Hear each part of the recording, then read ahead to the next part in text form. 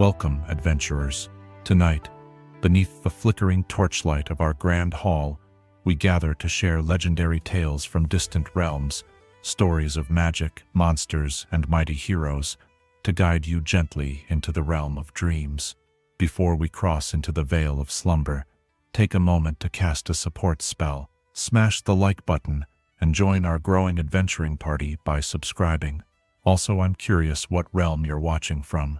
Whether you're tuning in from Waterdeep, the Sword Coast, or a cozy tavern in California, share your location in the comments below. Your presence strengthens our fellowship and helps our magical community grow ever stronger. Now, the dice have been rolled, and the time for storytelling has come. Get in a comfortable position, dim the lights, and let the journey begin. Chapter 1. The Philosophy of Balance. In the tranquil depths of Ionia's most sacred forests, where ancient trees whisper secrets older than memory, and the veil between worlds grows thin as morning mist, there exists a philosophy so profound that it shapes the very fabric of existence itself. Tonight, as we settle into the gentle embrace of contemplation, let us explore the timeless wisdom of the Kinkou order and the man who bears the weight of cosmic equilibrium upon his shoulders. Shen, the Eye of Twilight. Imagine yourself walking along a narrow mountain path, where cherry blossoms drift like snow through shafts of filtered sunlight. The air here carries something more than mere fragrance.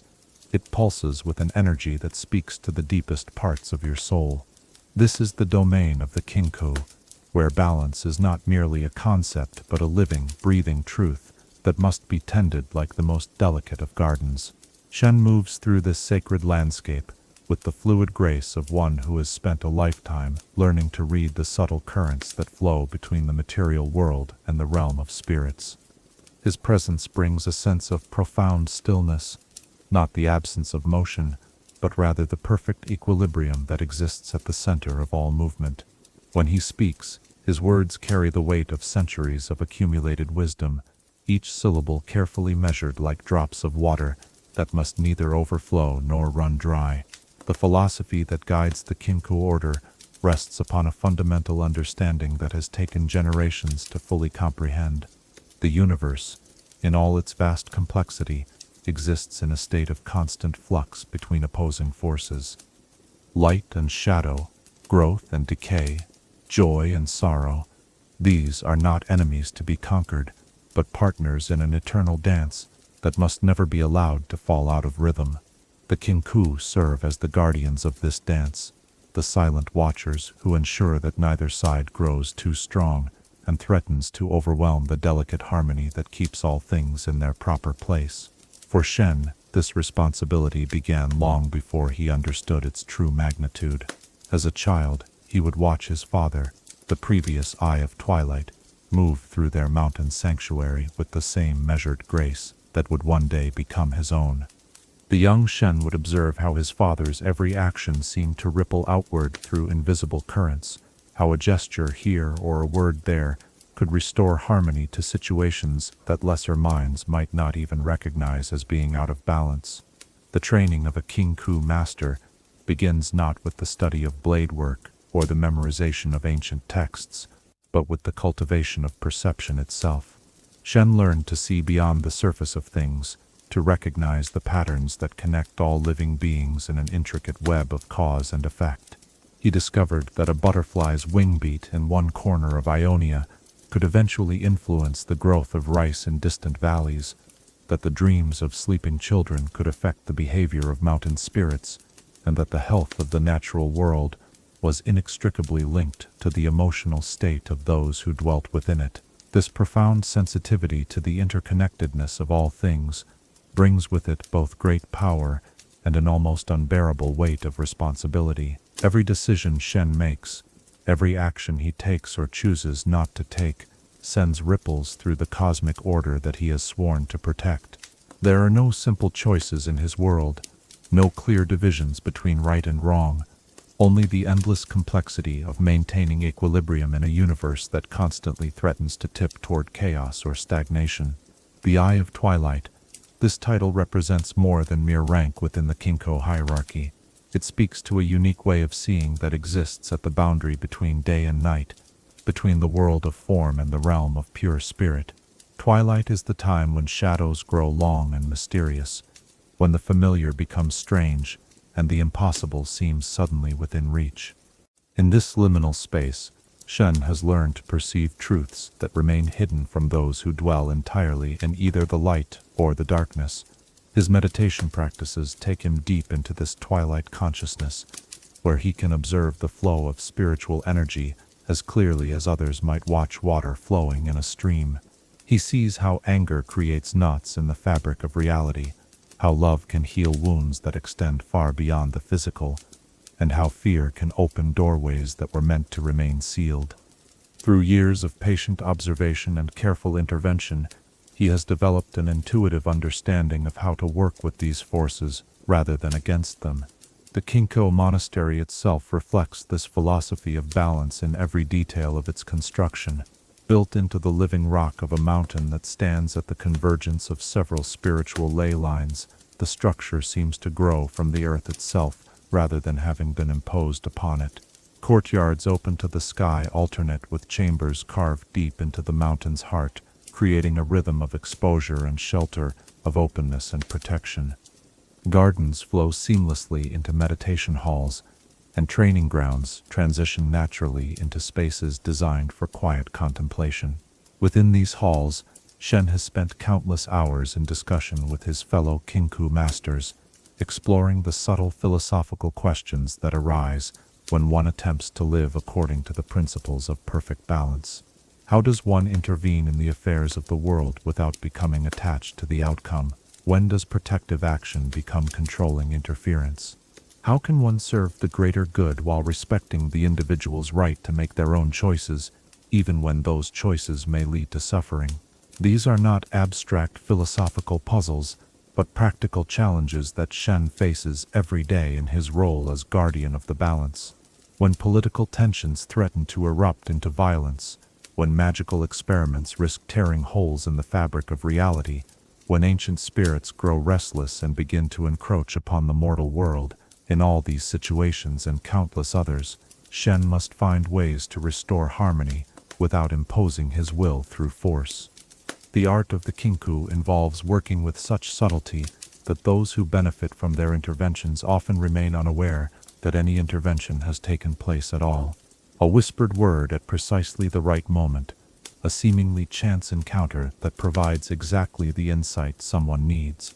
The mysterious appearance of helpful circumstances just when they are most desperately required.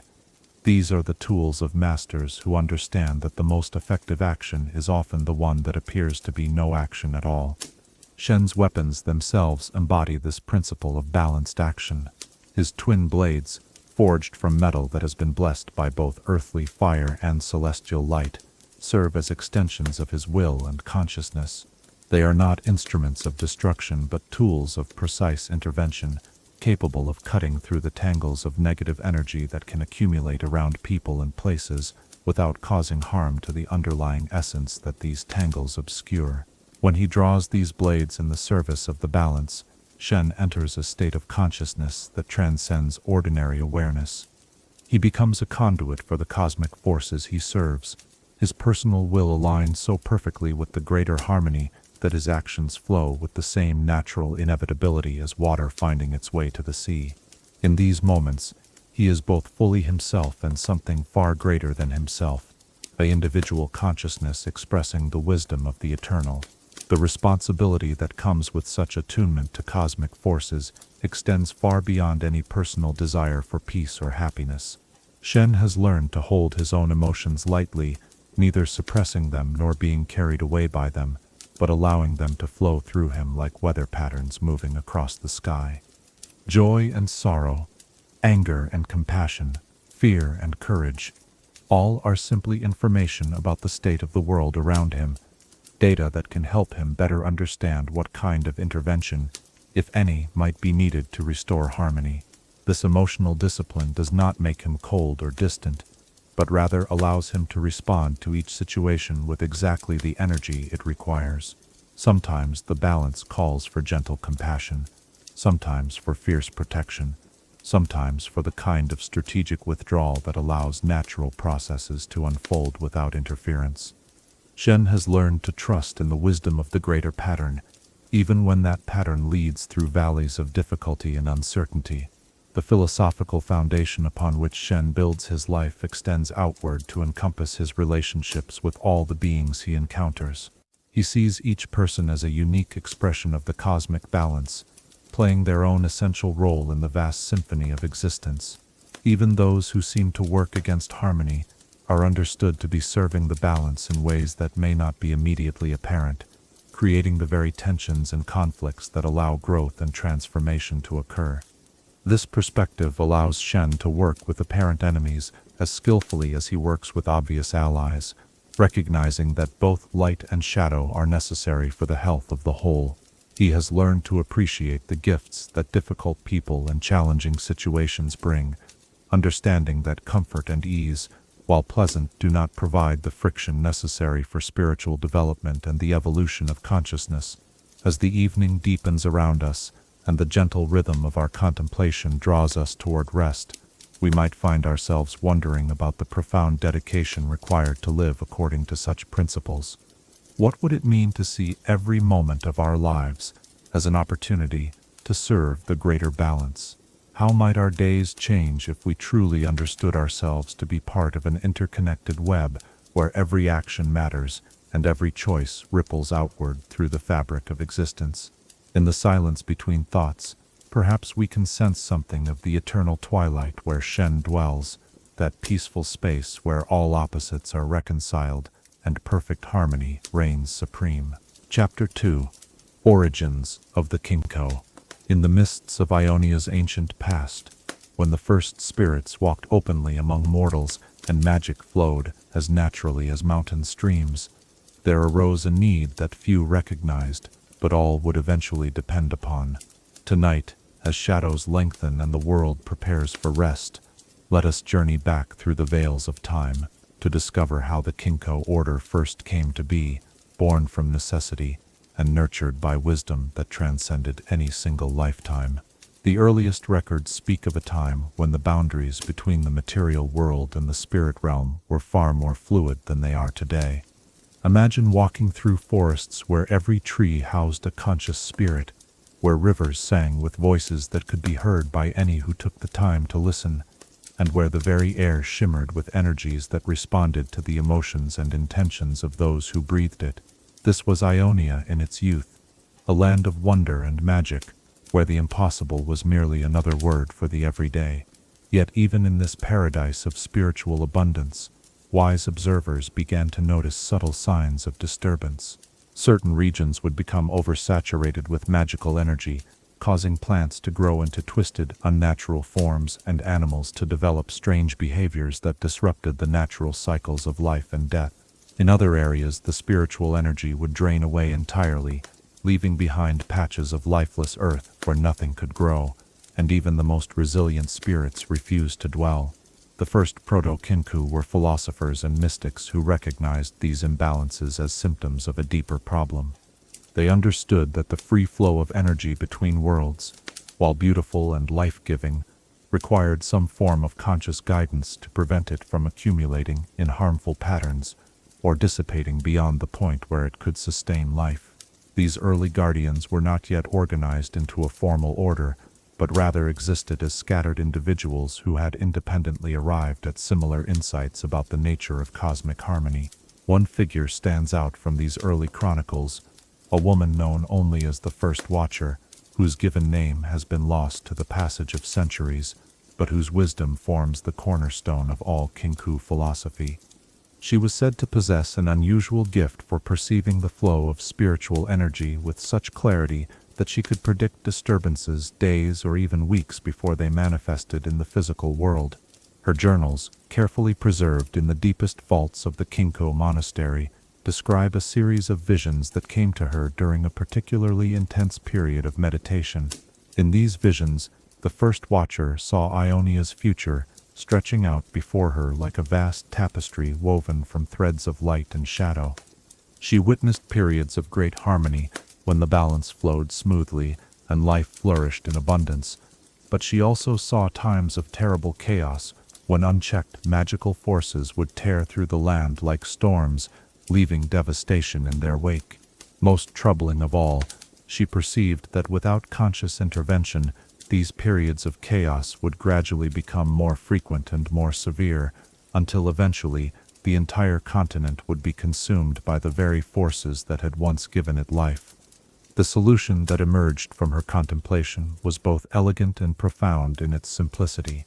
Rather than attempting to control or suppress the natural flow of energy between worlds, which she recognized would be both impossible and ultimately harmful, the Guardians would learn to work with these forces as a skilled sailor works with wind and current.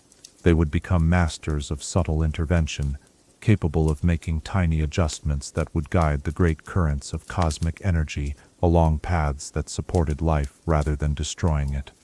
The first Watcher began gathering others who shared her vision and her unusual sensitivity to spiritual energies. These early recruits came from diverse backgrounds. Some were scholars who had spent years studying the theoretical aspects of magical forces. Others were practitioners of various martial arts who had learned to sense and work with the energy flows within their own bodies. And still others were simply individuals who possessed natural psychic gifts that allowed them to perceive things that remained hidden from ordinary sight. What united this disparate group was not their methods or their origins, but their shared recognition that the work they were undertaking was larger than any individual ego or personal ambition.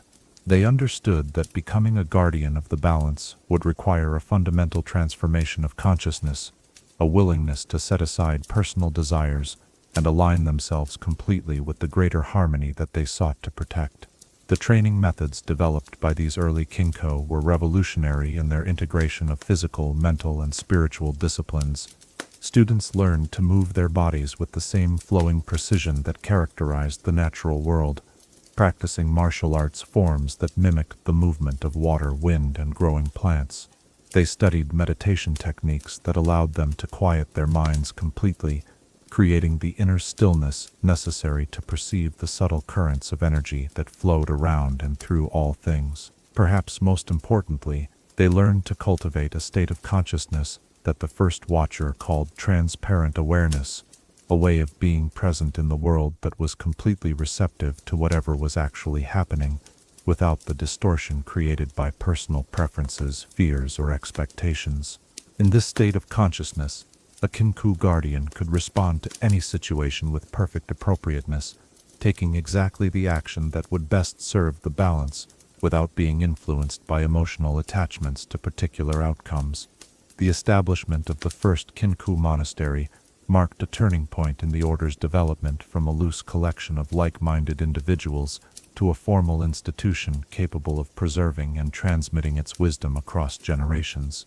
The location chosen for this monastery was itself a testament to the founders' deep understanding of the forces they sought to work with. Built at the confluence of several major ley lines, the site provided natural access to the energy currents that connected different regions of Ionia, allowing the Guardians to monitor conditions across vast distances from a single central location. The architecture of the monastery reflected the Kinkou philosophy in every detail of its design.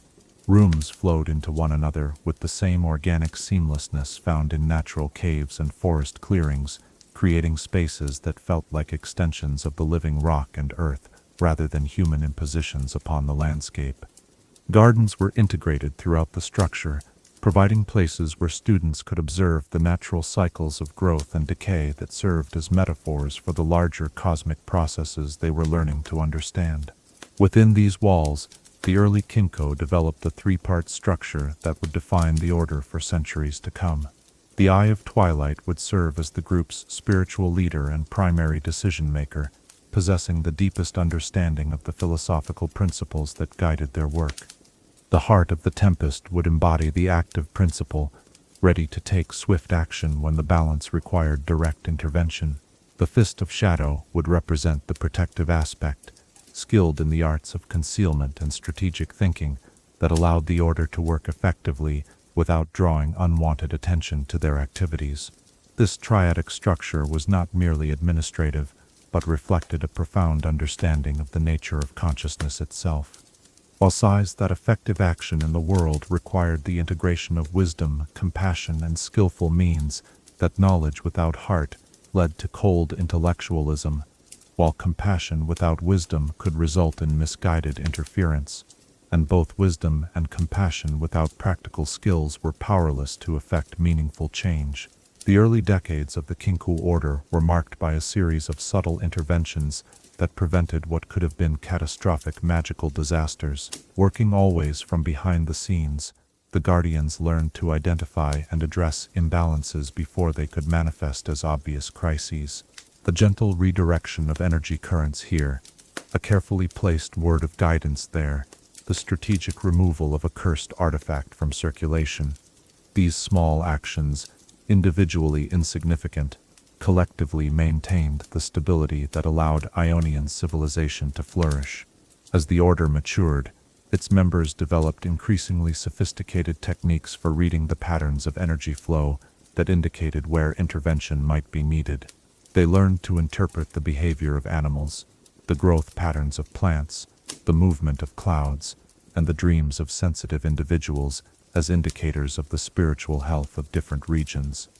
They created a network of observation posts throughout Ionia, staffed by guardians who had been trained to recognize the early warning signs of various types of magical disturbances. The relationship between the Kinkou order and the broader Ionian population was deliberately kept subtle and indirect. The founders understood that their work would be most effective if people remained unaware of their interventions, allowing the natural order to appear to maintain itself without obvious external management. This approach required tremendous patience and self-discipline from the Guardians, who had to be content with serving the greater good without receiving recognition or gratitude for their efforts. The philosophical foundations laid down by the First Watcher and her immediate successors proved remarkably durable, continuing to guide the order through centuries of changing political and social conditions. Even as Ionia evolved from a collection of isolated tribes to a sophisticated confederation of provinces, even as new magical technologies were developed and old traditions were challenged or abandoned, the core principles of the Kinkou remained constant. Maintain the balance, work with natural forces rather than against them, and always remember that the harmony of the whole takes precedence over the desires of any individual part. The selection and training of new guardians became an increasingly refined process, as the order developed methods for identifying individuals who possessed both the natural sensitivity and the strength of character necessary for the work. Candidates were observed for years before being formally invited to join, their responses to various challenges and temptations carefully evaluated to determine their suitability for a life of selfless service. The graduation ceremonies for new Kinkou Guardians were profound spiritual experiences that marked not just the completion of training, but a fundamental transformation of identity. The initiate would spend days in solitary meditation, releasing all attachment to their former life and personal ambitions, before emerging reborn as a servant of the cosmic balance. These ceremonies were conducted in secret chambers deep within the monastery, surrounded by artifacts and symbols that had been blessed by generations of guardians and carried the accumulated spiritual power of the order's long history. As our exploration of the Kinkou order's origins draws to a close, we might find ourselves reflecting on the extraordinary vision and dedication of those early founders who recognized a need that others could not even see and devoted their lives to meeting it. Their willingness to work always in the background, to serve without seeking credit, and to maintain their vigilance across generations speaks to a kind of nobility that transcends ordinary human ambition. In the quiet moments before sleep takes hold, perhaps we can appreciate the profound gift of those who choose to guard the balance that allows the rest of us to live in peace. Their silent watchfulness, a blessing we rarely pause to acknowledge, but could never truly live without. Chapter 3. The Eye of Twilight. In the gentle hours between day and night, when the world exists in that sacred space where certainties dissolve and deeper truths emerge, there walks a figure whose very essence embodies this liminal wisdom. Tonight, as we settle into the quiet contemplation that bridges waking and sleeping, let us explore the profound responsibility and ancient legacy that comes with bearing the title of Eye of Twilight, and how young Shen came to inherit a burden that would reshape not only his own destiny, but the fate of all who dwell within the delicate balance he was born to protect. The title of Eye of Twilight is not merely a position within the Kinkou order, but a sacred trust that extends back through an unbroken lineage of guardians, each one chosen not by ambition or political maneuvering, but by the cosmic forces themselves. The Eye serves as the order's spiritual compass, the one who perceives the subtle currents of energy that flow between worlds and translates those perceptions into the wisdom necessary to guide the Kinkou's interventions. To become the Eye of Twilight is to surrender one's individual will to something infinitely larger, to become a vessel through which the universe itself can work to maintain the harmony upon which all life depends. Shen's father, Kusho, had served as the Eye of Twilight for decades before his son's birth, and even as a child, Shen could sense the profound weight of responsibility that his father carried. Kusho moved through the world with a quality of presence that seemed to still the very air around him, his every gesture imbued with the kind of quiet authority that comes not from position or power, but from perfect alignment with natural law. When he spoke, which he did sparingly, his words carried the accumulated wisdom of all who had held the title before him, each syllable carefully chosen to serve the greater balance. The training of an Eye of Twilight begins not with formal instruction, but with simple observation.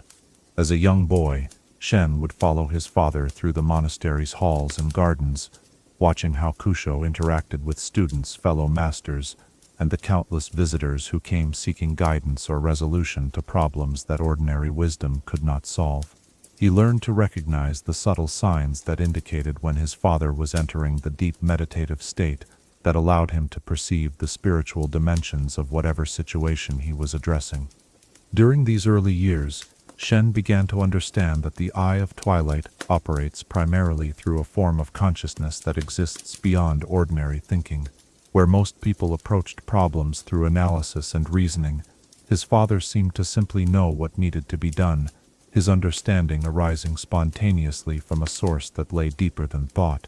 This intuitive wisdom allowed him to see patterns and connections that remained invisible to others, to perceive the spiritual roots of conflicts that manifested in the physical world, and to identify the precise interventions that would restore harmony without creating new disturbances. The formal education of a future Eye of Twilight encompasses disciplines that most people would never imagine could be related to spiritual leadership. Shen studied astronomy and geography, learning to recognize how the movements of celestial bodies affected the flow of magical energies across different regions. He practiced traditional medicine and herbalism, understanding that the health of individual bodies often reflected larger imbalances in the spiritual environment. He learned multiple languages and studied the customs of various cultures, recognizing that effective communication required the ability to speak to each person in terms they could understand and accept. Perhaps most challenging of all, Shen learned to cultivate what his teachers called ego transparency, the ability to act in the world without being driven by personal desires, fears, or attachments. This did not mean becoming emotionless or indifferent, but rather learning to hold his emotions lightly, allowing them to inform his understanding without controlling his actions. He practiced observing his own thoughts and feelings with the same detached compassion he would eventually bring to observing the conflicts and struggles of others. The meditative practices required of an Eye of Twilight are unlike those found in any other tradition. Where most forms of meditation seek to achieve states of peace or enlightenment for the practitioner's own benefit, the Eye's meditation is always directed outward, toward sensing and understanding the condition of the greater whole. Shen learned to enter states of consciousness where his individual awareness expanded to encompass entire regions, feeling the spiritual health of forests and rivers, cities and villages, as directly as he might feel the condition of his own body.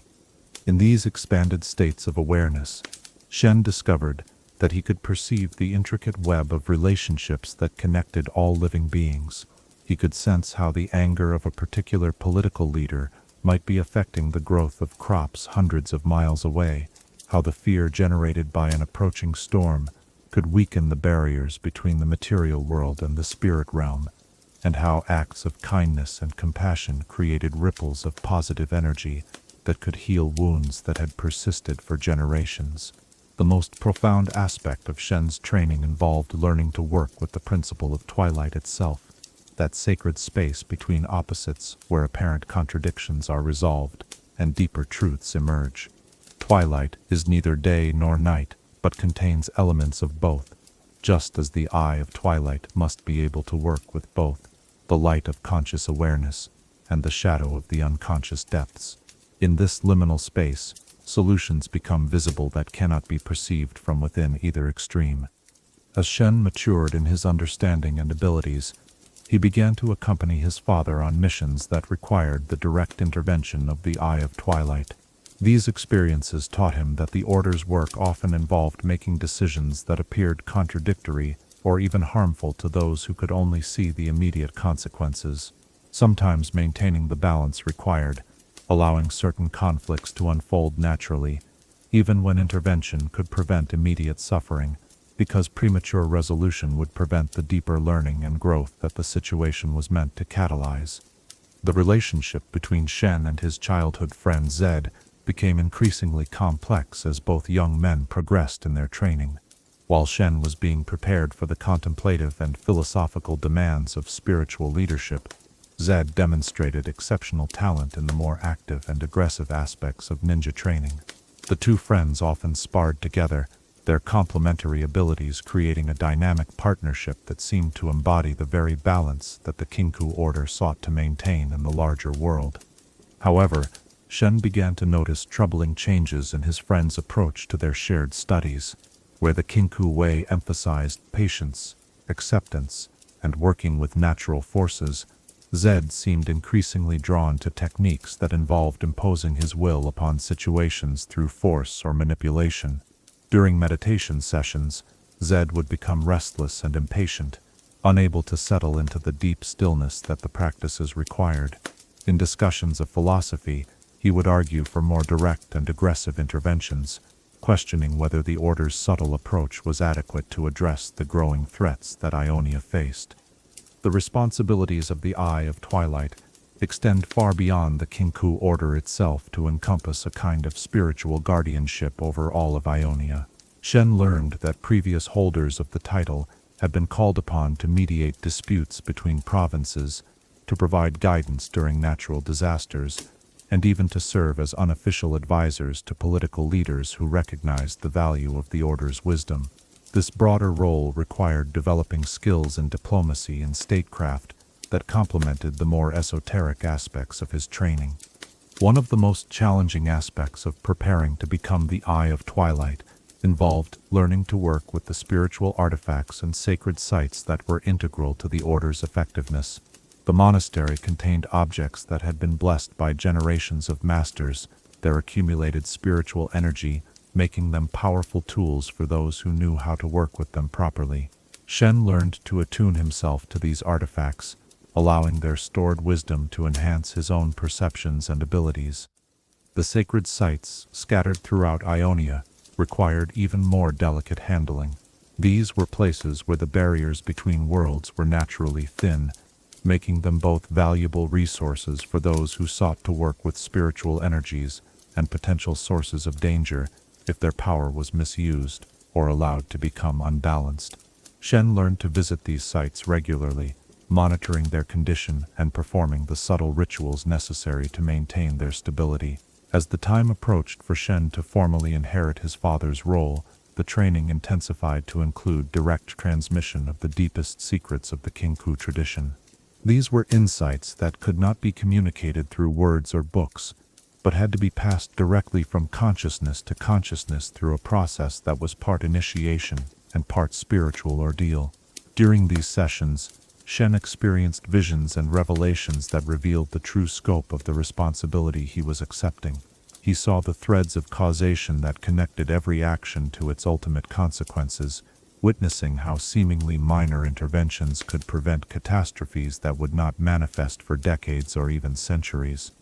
He experienced the weight of making decisions that affected the lives of countless beings who would never know that such decisions had been made on their behalf. Most profoundly, he came to understand that serving as the Eye of Twilight meant accepting a form of loneliness that few could comprehend.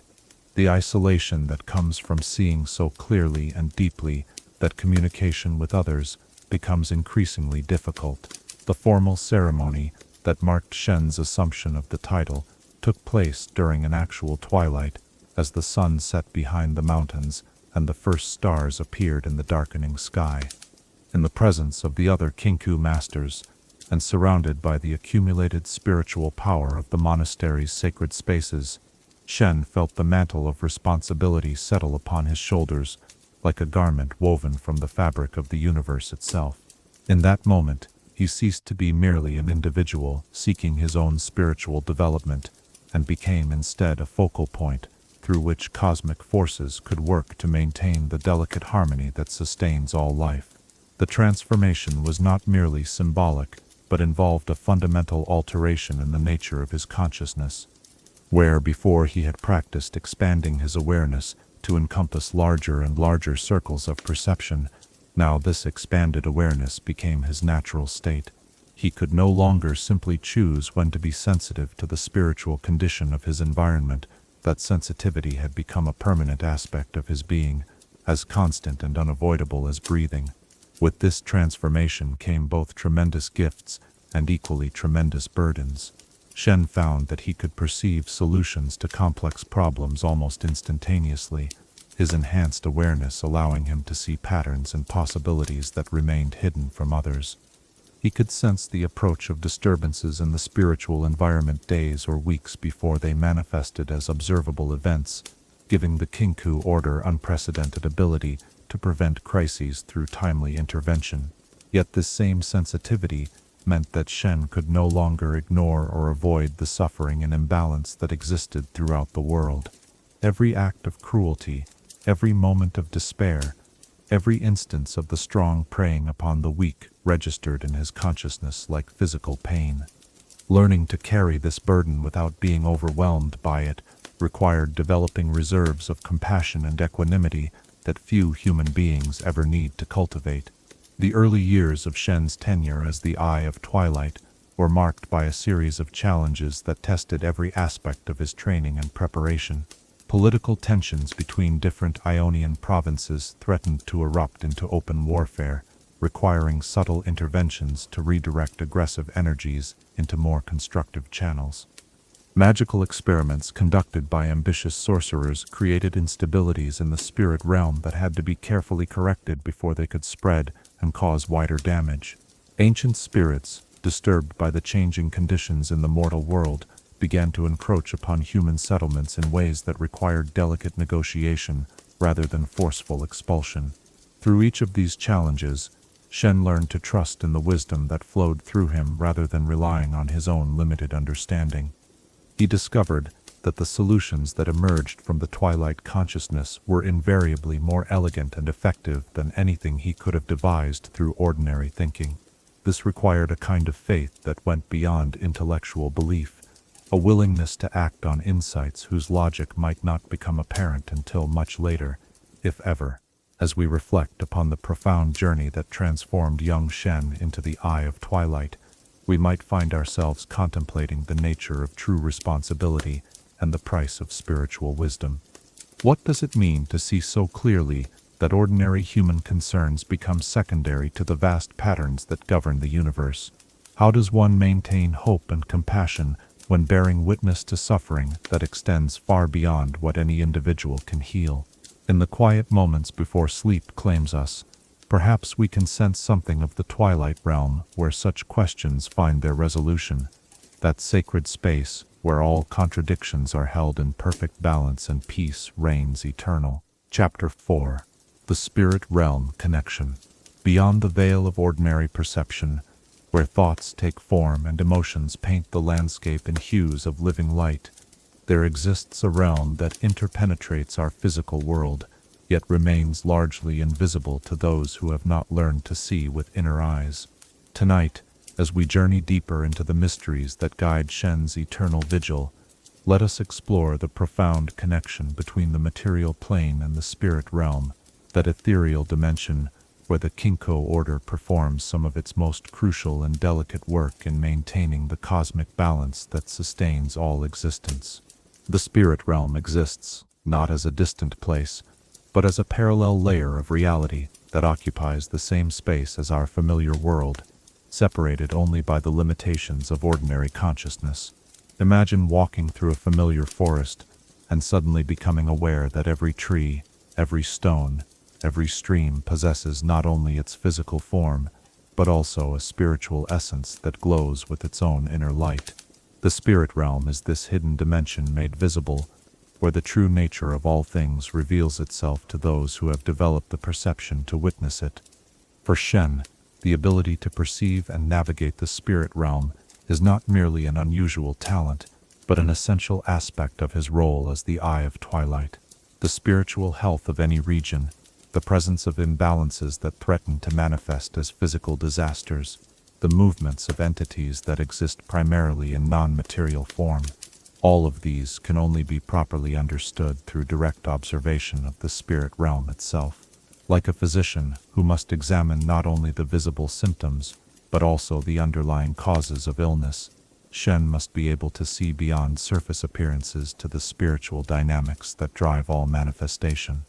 The connection between the two realms operates according to principles that require years of study to fully comprehend.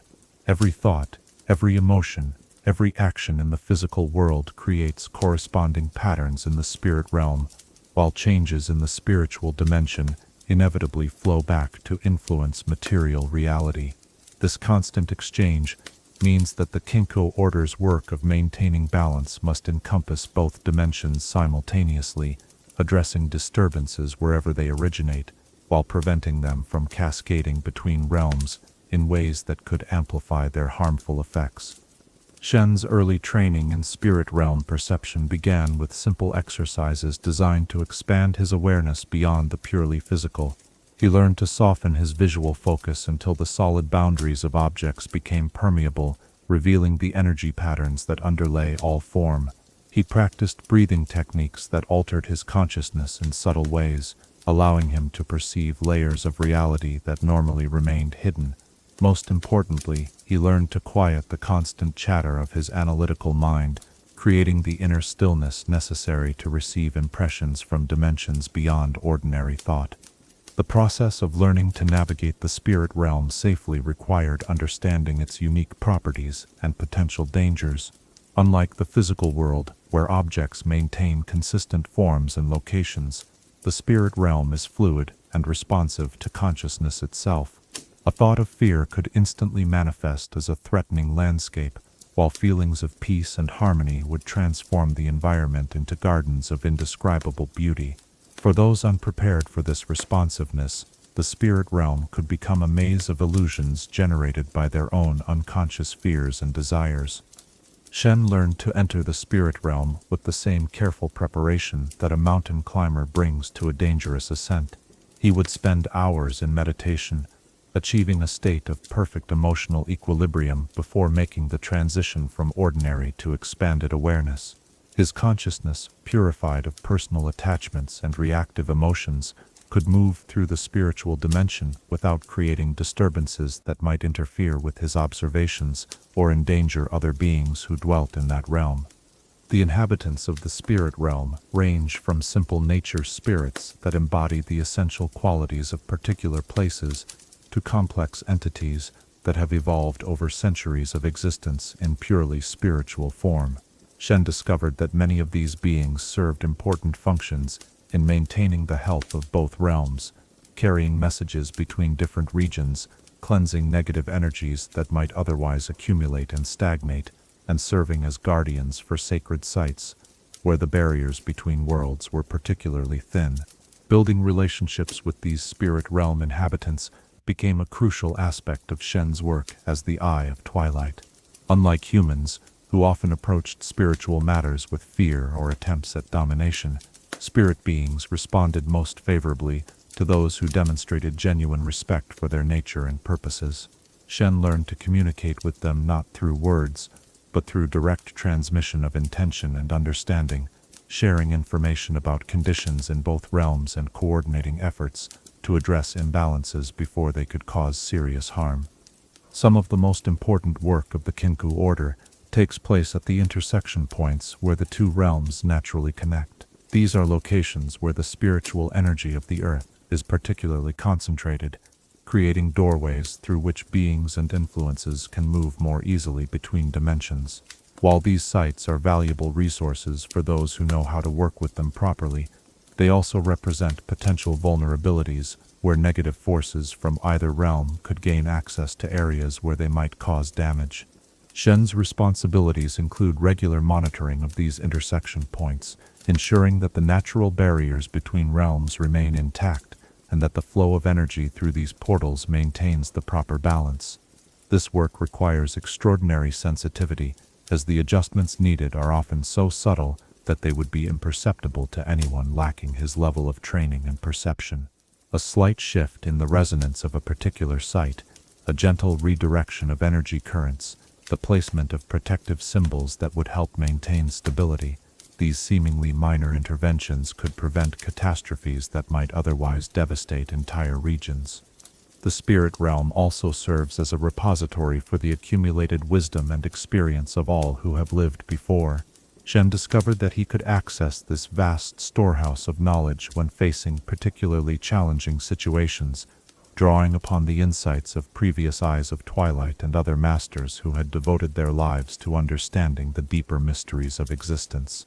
This connection to ancestral wisdom provided not only practical guidance, but also the emotional support necessary to carry the enormous responsibilities of his position.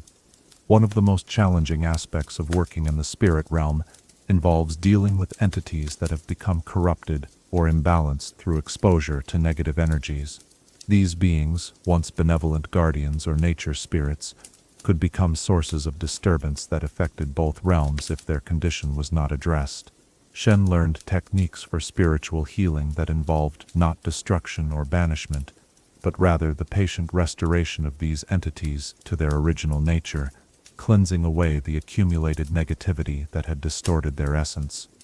The emotional and psychological demands of spirit realm work required Shen to develop reserves of stability and compassion that went far beyond ordinary human capacity. In the spirit realm, every fear, every unresolved trauma, every moment of self-doubt could manifest as external obstacles or threatening entities. Only by achieving a state of complete inner peace and self-acceptance could he navigate this dimension safely and effectively. The connection between the Kinkou order and the spirit realm extends beyond individual practice to encompass the monastery itself, which was built at a location where the barriers between worlds are naturally thin. This proximity allows the order's masters to monitor spiritual conditions across vast distances, but it also means that the monastery serves as a kind of anchor point that helps maintain stability in both realms.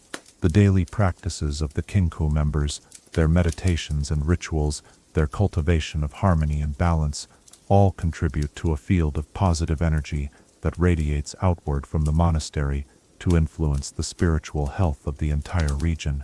Shen's deepest understanding of the spirit realm connection came through experiences that transformed his perception of reality itself. During profound meditative states, he learned to exist simultaneously in both dimensions. His consciousness expanded to encompass multiple layers of reality at once.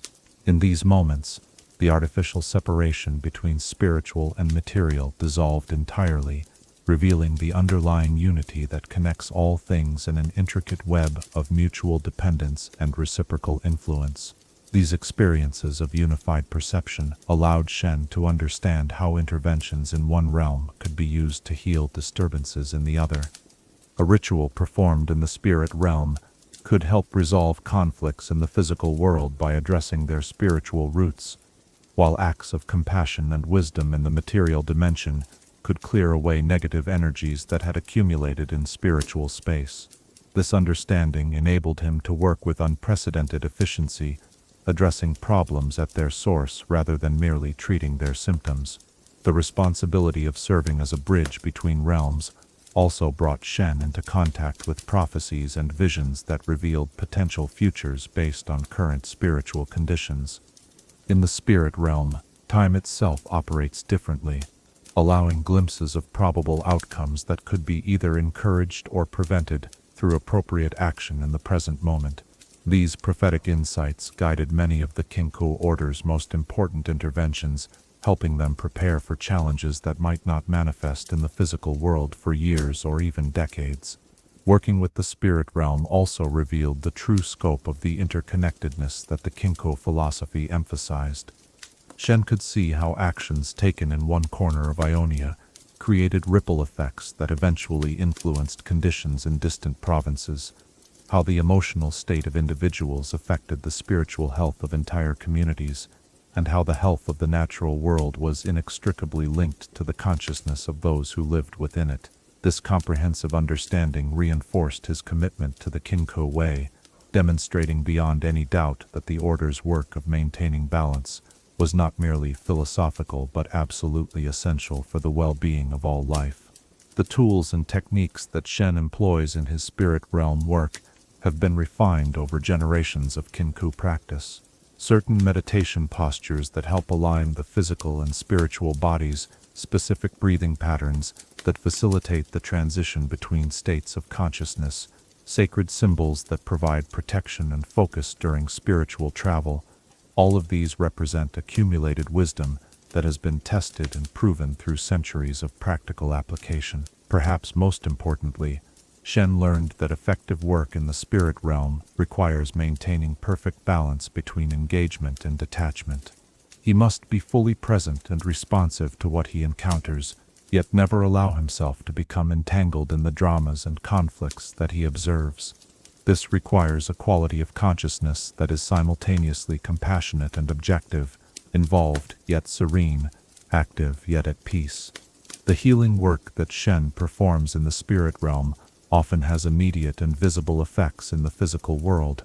Regions that had been suffering from unexplained blight or disease would begin to recover once the spiritual imbalances underlying these conditions were addressed.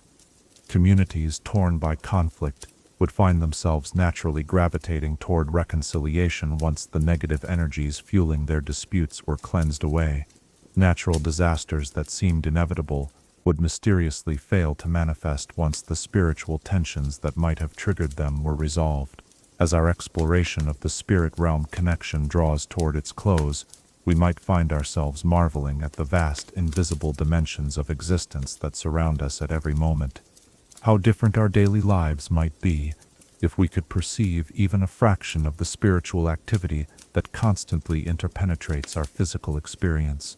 What wisdom might we gain if we could see how our thoughts and emotions contribute to the great web of spiritual energy that connects all living beings? In the gentle silence that precedes sleep, perhaps we can sense something of that luminous realm where thoughts become landscapes and love manifests as light itself, that sacred dimension where Shen walks as guardian and guide, maintaining the delicate balance upon which our very existence depends. Chapter 5. The Great Betrayal.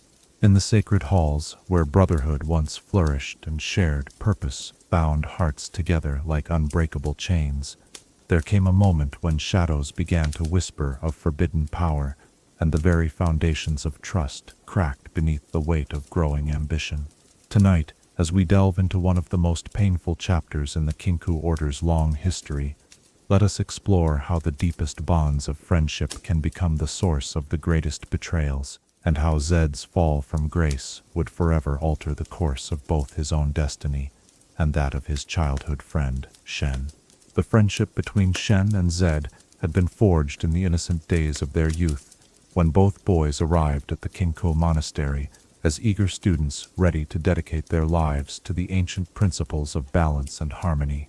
They trained together, meditated side by side, and shared the countless small adventures that bind young hearts in bonds that seem destined to last forever. In those early years, their differences seemed complementary rather than conflicting. Shen's natural inclination toward contemplation and spiritual insight balanced by Zed's fierce determination and exceptional physical abilities. As the years passed and their training progressed, subtle signs began to emerge that suggested their paths might diverge in ways that neither could have anticipated. While Shen embraced the Kinkou teaching that true strength came from working with natural forces rather than trying to dominate them, Zed found himself increasingly frustrated by what he perceived as the Order's passive approach to the growing threats that menaced Ionia. He saw suffering that could be prevented, injustices that could be corrected, enemies who could be defeated if only the Kinkou would abandon their restraint and embrace more direct methods of intervention. The philosophical debates that arose between the two friends gradually took on an edge of real tension. Zed would argue passionately for taking decisive action against those who threatened innocent people, while Shen would gently insist that such interventions, however well-intentioned, could disrupt the greater balance in ways that might ultimately cause more harm than good. These discussions, which had once been merely intellectual exercises, began to reveal fundamental differences in their understanding of how power should be used and what responsibilities came with the abilities they were developing. The turning point came during a period when Ionia faced a series of crises that tested the Kinkou Order's commitment to their traditional methods. Bandits were terrorizing rural communities, corrupt officials were exploiting their positions for personal gain, and various factions seemed intent on pursuing their own interests, regardless of the suffering their conflicts caused to ordinary people. Zed watched these events unfold with growing frustration, increasingly convinced that the Kinkou's subtle interventions were insufficient to address the scale and urgency of the problems they faced. It was during this time of mounting tension that Zed first began to explore magical techniques that lay outside the approved curriculum of Kinkou training. He spent long hours in the monastery's libraries, seeking out obscure texts that described more aggressive applications of spiritual energy. He practiced forbidden forms of meditation that emphasized the accumulation of personal power rather than the cultivation of harmony with cosmic forces. Most dangerously of all, he began to experiment with shadow magic, techniques that drew their power from the darker aspects of human nature rather than from the balanced flow of natural energies. The masters of the Kinkou Order were not blind to these developments, but their response reflected the same patient, non-confrontational approach that characterized all their dealings with imbalance. Rather than directly forbidding Zed's explorations or punishing him for his transgressions, they attempted to guide him back toward the proper path through gentle counseling and increased supervision. They hoped that his natural intelligence and underlying good intentions would eventually lead him to recognize the dangers inherent in the path he was pursuing. Shen found himself caught in an increasingly difficult position as he watched his closest friend drift further and further from the principles they had both sworn to uphold. His loyalty to Zed warred with his duty to the Order, while his growing understanding of the cosmic forces they served made him acutely aware of the spiritual dangers that Zed's experiments were creating. The shadow energies that his friend was learning to manipulate left traces in the spirit realm that Shen could perceive with his enhanced awareness, dark tendrils of corrupted energy that seemed to reach out like grasping fingers toward other sources of power. The crisis that would ultimately shatter their friendship forever began with an attack on a village that lay under the nominal protection of the Kinkou Order. A group of bandits, emboldened by the apparent passivity of the mysterious guardians, had decided to make an example of the settlement by conducting a particularly brutal raid. The attack was designed not merely to steal property, but to spread terror throughout the region, demonstrating that even those who enjoyed the Kinkou's protection were not safe from determined predators. When news of the attack reached the monastery, the Order's response followed their traditional pattern of careful investigation and subtle intervention. Masters were dispatched to assess the situation, gather information about the bandits' capabilities and intentions, and devise a strategy that would neutralize the threat without creating broader instabilities in the region. This methodical approach required time and patience, virtues that the Kinkou had cultivated over centuries of successful practice. For Zed, however, the deliberate pace of the Order's response was intolerable.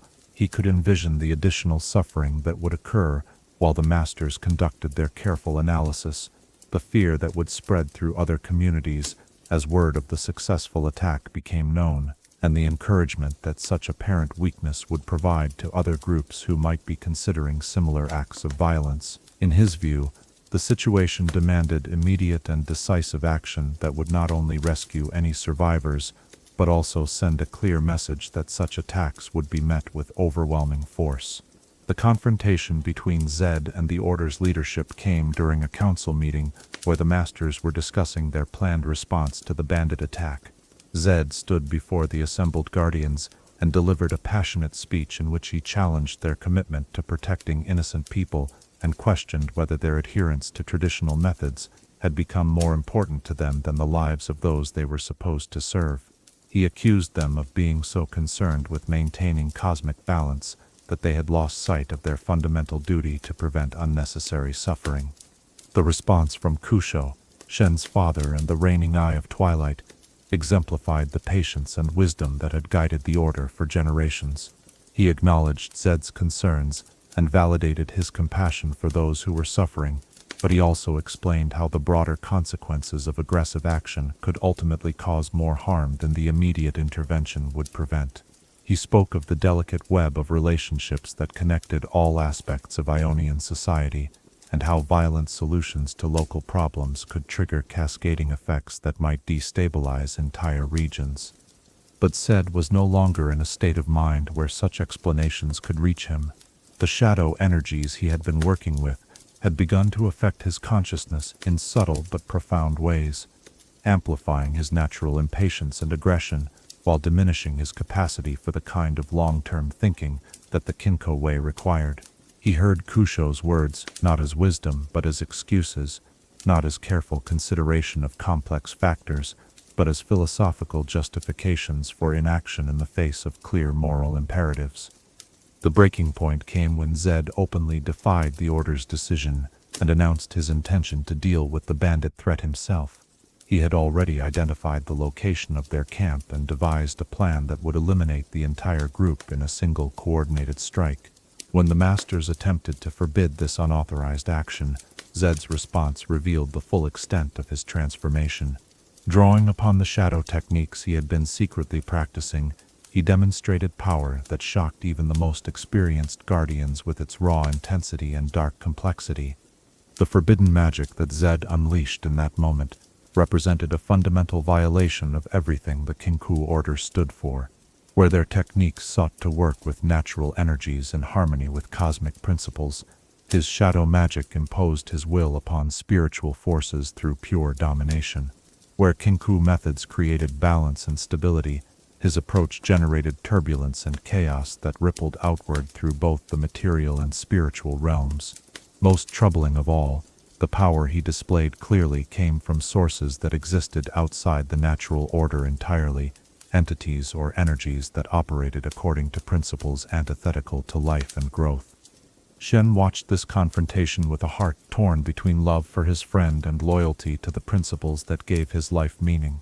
He could see that Zed was no longer the person he had grown up with, that the shadow energies had begun to consume the very qualities that had once made their friendship so precious. Yet he could also recognize the genuine pain and frustration that lay beneath his friend's anger, the sincere desire to protect innocent people that had started him down this destructive path. The formal expulsion of Zed from the Kinkou Order was conducted with the same ceremonial gravity that marked all significant transitions in the organization's life. But unlike the joyful rituals that celebrated a student's advancement or a master's achievement, this ceremony carried the weight of profound sorrow. The bonds that connected Zed to the Order's spiritual community were formally severed. His access to the monastery's sacred spaces was revoked, and his name was removed from the records that honored those who had dedicated their lives to serving the balance. For Shen, the loss of his childhood friend represented a wound that would never fully heal. He understood intellectually why the Order's leadership had been forced to take such drastic action, and his expanded awareness allowed him to perceive the spiritual damage that Zed's continued presence would have caused to the monastery's carefully maintained harmony. Yet this understanding could not diminish the emotional pain of watching someone he loved transform into something unrecognizable. or the guilt that came from wondering whether he might have done something different to prevent this tragic outcome. The aftermath of Zed's departure created ripples throughout the Kinkou community that would persist for years to come. Younger students questioned whether the Order's methods were truly adequate to address the challenges facing Ionia, while some of the more traditional masters worried that their ancient practices might need to be modified to prevent similar defections in the future. The very foundations of Kinkou philosophy came under scrutiny as members struggled to understand how someone who had once shown such promise could fall so completely from the path of balance and harmony. In the spirit realm, the consequences of Zed's betrayal manifested as areas of spiritual disturbance that required constant monitoring and occasional intervention to prevent them from spreading. The shadow energies he had unleashed left scars in the fabric of reality that would take decades to heal completely, serving as permanent reminders of how quickly corrupted power could undo the patient work of generations. Shen found himself spending increasingly long periods in meditation, working to cleanse these spiritual wounds, while struggling to maintain his own emotional equilibrium in the face of such devastating loss. The broader implications of Zed's fall extended far beyond the immediate effects on the Kinkou Order. His departure represented a fundamental challenge to the philosophical foundations upon which Ionian society had been built, raising questions about whether traditional approaches to spiritual development and social harmony were adequate to deal with the increasing complexity and violence of the modern world. These questions would continue to resonate throughout Ionia, influencing political developments and spiritual movements for generations to come. Perhaps most tragically, Zed's betrayal demonstrated how the very depths of friendship and shared purpose that had once been sources of strength could become vulnerabilities when exposed to corrupting influences. The bond between him and Shen had been forged in innocence and maintained through years of mutual support and shared growth, yet it had proven insufficient to withstand the seductive power of forbidden magic and the corrosive effects of unchecked ambition. As we reflect upon this painful chapter in the Kinkou Order's history, we might find ourselves contemplating the fragile nature of the bonds that connect us to those we love, and the mysterious processes through which people can transform into versions of themselves that seem utterly foreign to those who knew them best. How do we maintain compassion for those who have chosen paths that lead away from everything we hold sacred? What responsibility do we bear for the choices made by those closest to us? And how do we find peace when love alone proves insufficient to prevent tragedy? In the quiet moments before sleep claims our troubled thoughts, perhaps we can sense something of the sorrow that Shen carries still, the weight of a friendship lost to shadows, and the eternal hope that even the deepest betrayals might someday find their way back to the light. Chapter 6. Brothers Turned Enemies. In the deepest chambers of the heart, where childhood memories gleam like precious stones in the darkness of time, there exists a pain so profound that it transforms the very landscape of the soul. Tonight, as we venture into the aftermath of Zed's departure from the Kinkou Order, let us explore how the bond between brothers in arms can become a chasm of irreconcilable differences, and how Shen and Zed's relationship evolved from shared purpose into a tragic opposition that would define both their destinies for years to come. The silence that followed Zed's expulsion from the monastery was unlike any quiet that had ever settled upon those sacred halls. It was not the peaceful stillness of meditation or the natural calm of evening's approach, but rather the hollow absence that remains when something essential has been torn away. Shen found himself walking through familiar corridors, where every stone seemed to whisper memories of conversations shared, training sessions endured together, and moments of triumph celebrated side by side with the friend who was now lost to him forever. In the days immediately following the confrontation, Shen struggled to comprehend the magnitude of what had occurred. His rational mind understood the necessity of the Order's decision and recognized the dangerous path that Zed had chosen to follow. Yet his heart continued to rebel against the reality that their friendship could simply end, that years of shared experience and mutual support could be dissolved by philosophical differences however profound. He found himself listening for footsteps that would never again approach his door, looking for a familiar figure in places where only memories remained. The first reports of Zed's activities after leaving the Kinkou began to filter back to the monastery within weeks of his departure. Instead of seeking to reconcile with the order or attempting to find redemption through solitary practice, Zed had embraced his exile with a determination that both impressed and horrified those who learned of his actions. He had begun gathering followers, other students and masters who had grown dissatisfied with traditional Ionian approaches to spiritual development and combat training. These early recruits to what would eventually become the Order of Shadow came from diverse backgrounds, united primarily by their shared frustration with what they perceived as the excessive passivity of established martial and spiritual traditions. Some were former Kinkou students who had left the order under various circumstances. Others were practitioners of different disciplines who had grown impatient with their own master's restraint, and still others were simply individuals who possessed natural talent for combat, but lacked the temperament for the patient, contemplative approach that most Ionian schools required. Zed's ability to attract and organize these disparate elements spoke to leadership qualities that had been evident even during his time at the Kinkou monastery. However, the vision he offered his followers represented a fundamental inversion of everything the Kinkou stood for. Where the traditional order sought to work with natural forces, Zed promised his students techniques that would allow them to impose their will upon reality through pure strength and determination. Where the Kinkou emphasized balance and restraint, the Order of Shadow would embrace the full spectrum of human emotion and desire as sources of power to be harnessed rather than transcended. The philosophical framework that Zed developed to justify and organize his new approach drew heavily upon his experiences with shadow magic, but it also reflected genuine insights into aspects of human nature that traditional Ionian spirituality often neglected or actively suppressed.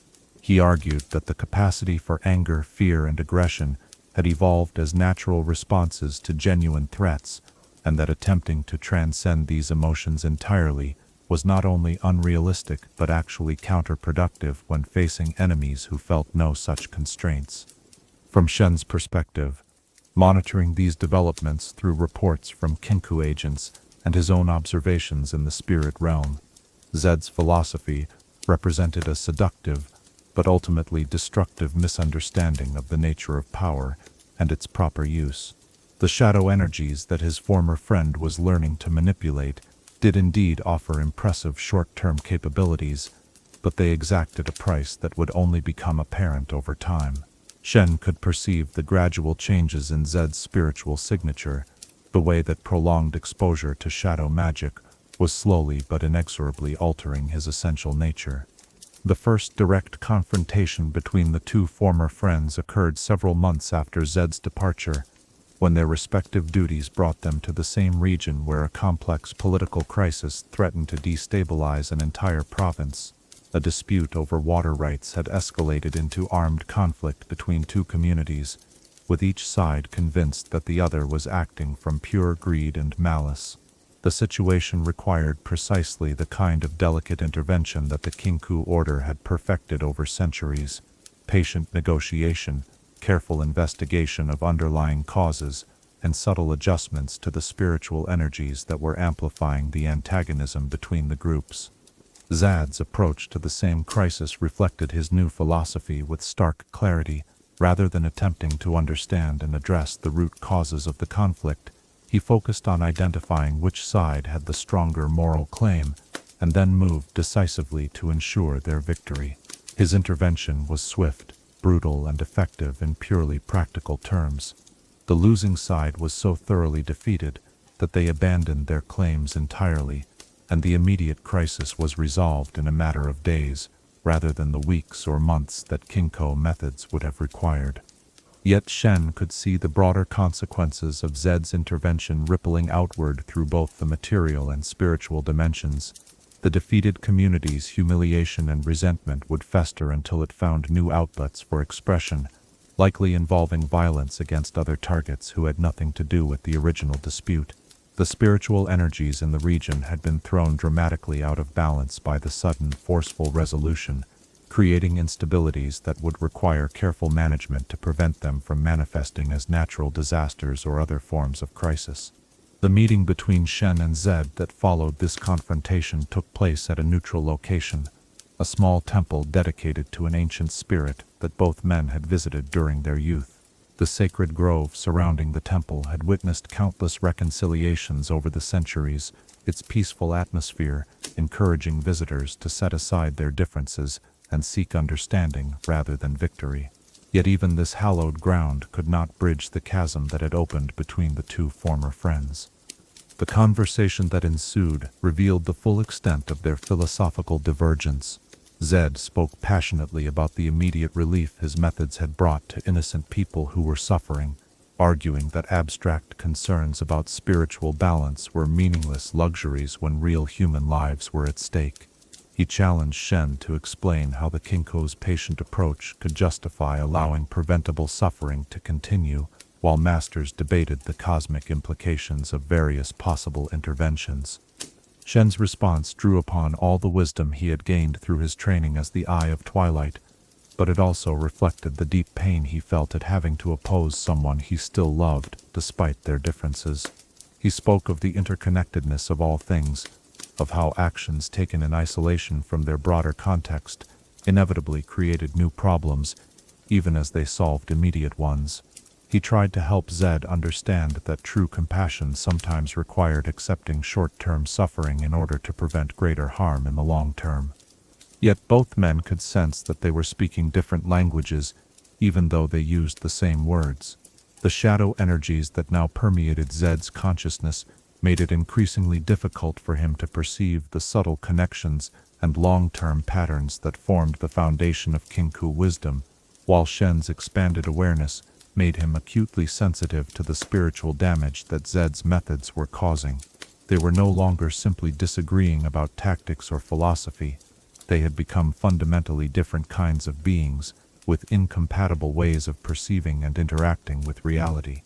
The moment when their friendship finally shattered completely came not through dramatic confrontation, but through a quiet recognition that they could no longer understand each other in any meaningful way. As they sat in the temple grove where they had once shared dreams of serving Ionia together, both men realized that the person they had loved no longer existed. Zed saw in Shen a naive idealist whose commitment to abstract principles prevented him from taking effective action when action was most needed. Shen saw in Zed a brother who had been consumed by forces he could not control, transformed into something that retained the appearance of his friend, but no longer possessed his essential nature. The establishment of formal opposition between the Kinkou Order and the Order of Shadow was not declared through any grand announcement or ceremonial challenge. Instead, it emerged gradually through a series of incidents in which the two organizations found themselves working at cross purposes, each attempting to serve what they believed to be Ionia's best interests, while undermining the other's efforts. These conflicts created a complex pattern of action and reaction that would persist for years, with each group's interventions forcing the other to develop new strategies and capabilities. For Shen, the burden of opposing his former friend added a personal dimension to his responsibilities as the Eye of Twilight that made his role almost unbearably painful at times. Every decision he made had to take into account not only its effects on the cosmic balance, but also the likelihood that Zed would attempt to counter it in ways that could amplify rather than resolve whatever crisis was at hand. He found himself playing an elaborate game of strategic anticipation, trying to predict and prevent moves by someone whose thinking patterns he had once understood intuitively, but who had now become as alien as any enemy. The spiritual consequences of this ongoing opposition created disturbances in the spirit realm that required constant vigilance to prevent them from manifesting as physical disasters. The clash between Kinkou methods and shadow techniques generated energetic turbulence that could affect weather patterns, agricultural cycles, and even the migration routes of animals across vast distances. Shen spent increasing amounts of time in deep meditation, working to contain and neutralize these effects while struggling to maintain his own emotional equilibrium in the face of such personal and professional stress. The broader Ionian community gradually became aware that some kind of conflict was developing between different factions of their spiritual guardians, though few understood the true nature or scope of the opposition. Rumors began to circulate about mysterious figures who served the darkness as opposed to those who worked for the light, stories that reflected genuine intuitive awareness of the cosmic drama being played out largely beyond ordinary perception. These rumors added another layer of complexity to both organizations' work, as they had to account for public expectations and fears that might not accurately reflect their actual purposes or methods.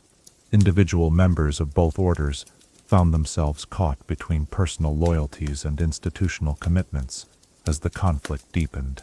Some Kinkou students struggled with doubts about whether their master's restrained approach was adequate to address the challenges facing Ionia, while certain followers of Zed began to question whether the power they were gaining through shadow techniques was worth the psychological and spiritual costs they were discovering. These internal tensions created additional instabilities that both Shen and Zed had to manage while pursuing their larger strategic objectives. The evolution of their fighting styles reflected the fundamental differences in their approaches to power and its use. Shen's techniques became increasingly focused on protection and redirection, developing methods that could neutralize shadow magic without employing destructive force that might create new imbalances. His blade work emphasized precise, economical movements that accomplished their objectives with minimal expenditure of energy and maximum preservation of the underlying harmony he sought to maintain. Zed's combat methods, by contrast, grew increasingly aggressive and overwhelming, designed to achieve victory through sheer force and intimidation rather than through skillful technique. His mastery of shadow magic allowed him to strike from unexpected angles and multiply his effective presence on any battlefield. But these capabilities came at the cost of increasing dependence on the very energies that were gradually consuming his original nature. The psychological toll of their ongoing opposition affected both men in ways that their followers could observe but rarely understand. Shen's naturally contemplative demeanor became even more reserved as he struggled to carry the additional burden of opposing someone he had once loved, like a brother. His moments of joy became rarer and more precious, often triggered by memories of their shared youth that would surface unexpectedly during quiet moments. Zed's transformation was more dramatic and visible, as the shadow energies he wielded began to manifest physically in his appearance and bearing. His movements took on an otherworldly quality that made even his closest followers slightly uncomfortable, while his voice carried undertones that suggested the presence of forces that existed beyond ordinary human consciousness. Yet beneath these changes, those who had known him longest could still occasionally glimpse the passionate young man who had once dreamed of protecting the innocent through righteous action.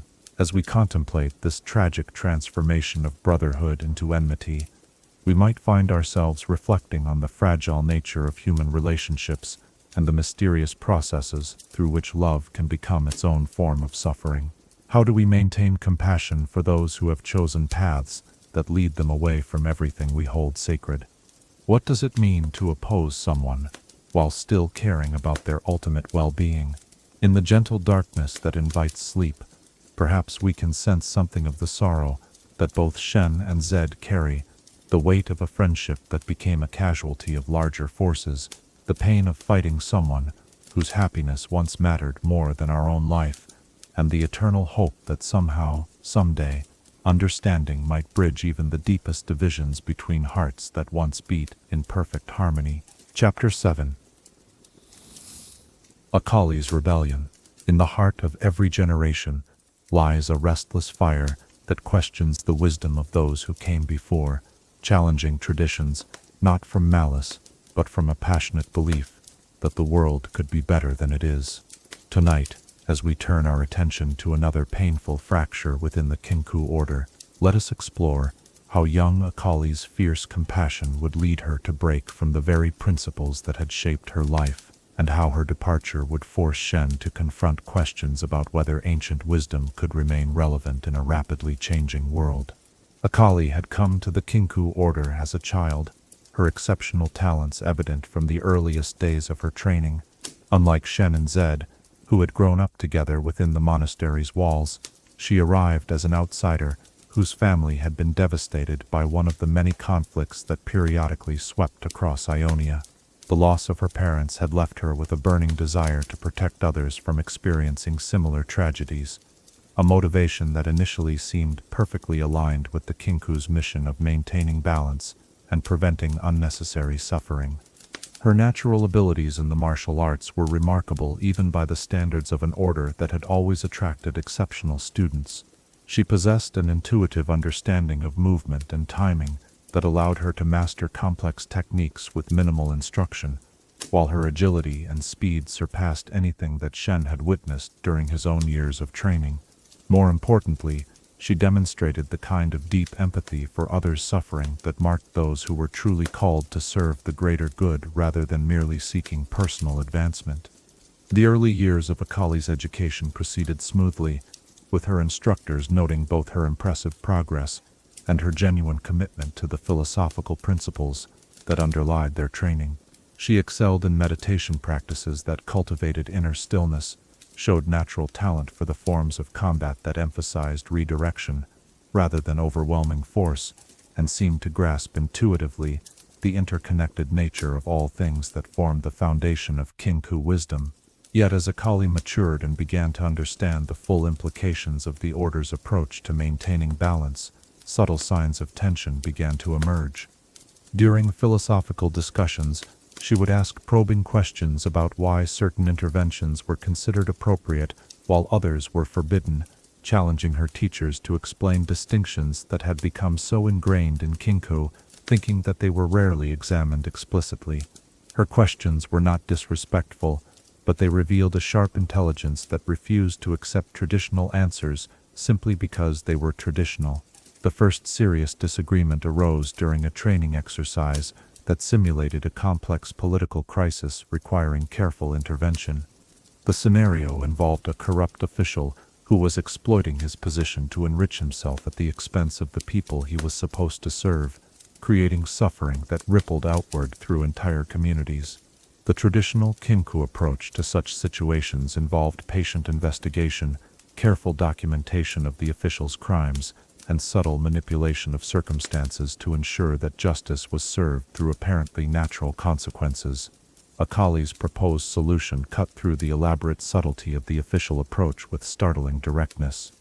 She argued that the corrupt official should simply be eliminated, that his continued existence served no purpose except to perpetuate unnecessary suffering, and that the time and energy required for more complex interventions could be better spent protecting other innocent people who were facing immediate threats. When her instructors explained why such direct action would create spiritual imbalances that could have far-reaching consequences, she responded with questions that challenged the very foundations of Kinkou philosophy. Why, she asked, should the theoretical preservation of cosmic balance take precedence over the concrete suffering of real people? How could the Order justify allowing preventable harm to continue while they conducted elaborate analyses of spiritual consequences that might never actually manifest? Most troublingly, she wondered whether the Kinkou's commitment to maintaining balance had become an excuse for inaction when action was most desperately needed. These questions echoed concerns that had been raised by Zed during his own period of growing disillusionment with the Order, but they came from a fundamentally different perspective. Where Zed's rebellion had been driven by ambition and a desire for personal power, Akali's challenges arose from pure compassion and a burning need to alleviate suffering wherever she encountered it. This distinction made her criticisms particularly difficult for Shen to address, as he could not dismiss them as mere selfishness or corruption. The philosophical debates that ensued between Akali and her teachers revealed the depth of her commitment to protecting innocent people, but they also demonstrated how difficult it could be to communicate the subtle wisdom that governed Kinkou decision-making to someone whose primary focus was on immediate tangible results. The masters tried to help her understand that their methods, while slower and less dramatic than direct action, were ultimately more effective at creating lasting positive change. They spoke of the web of relationships that connected all aspects of society, and how violent solutions to local problems could trigger cascading effects that might destabilize entire regions. Yet Akali found these explanations increasingly unsatisfying as she encountered more examples of suffering that the Order's methods seemed powerless to address quickly enough to make a meaningful difference.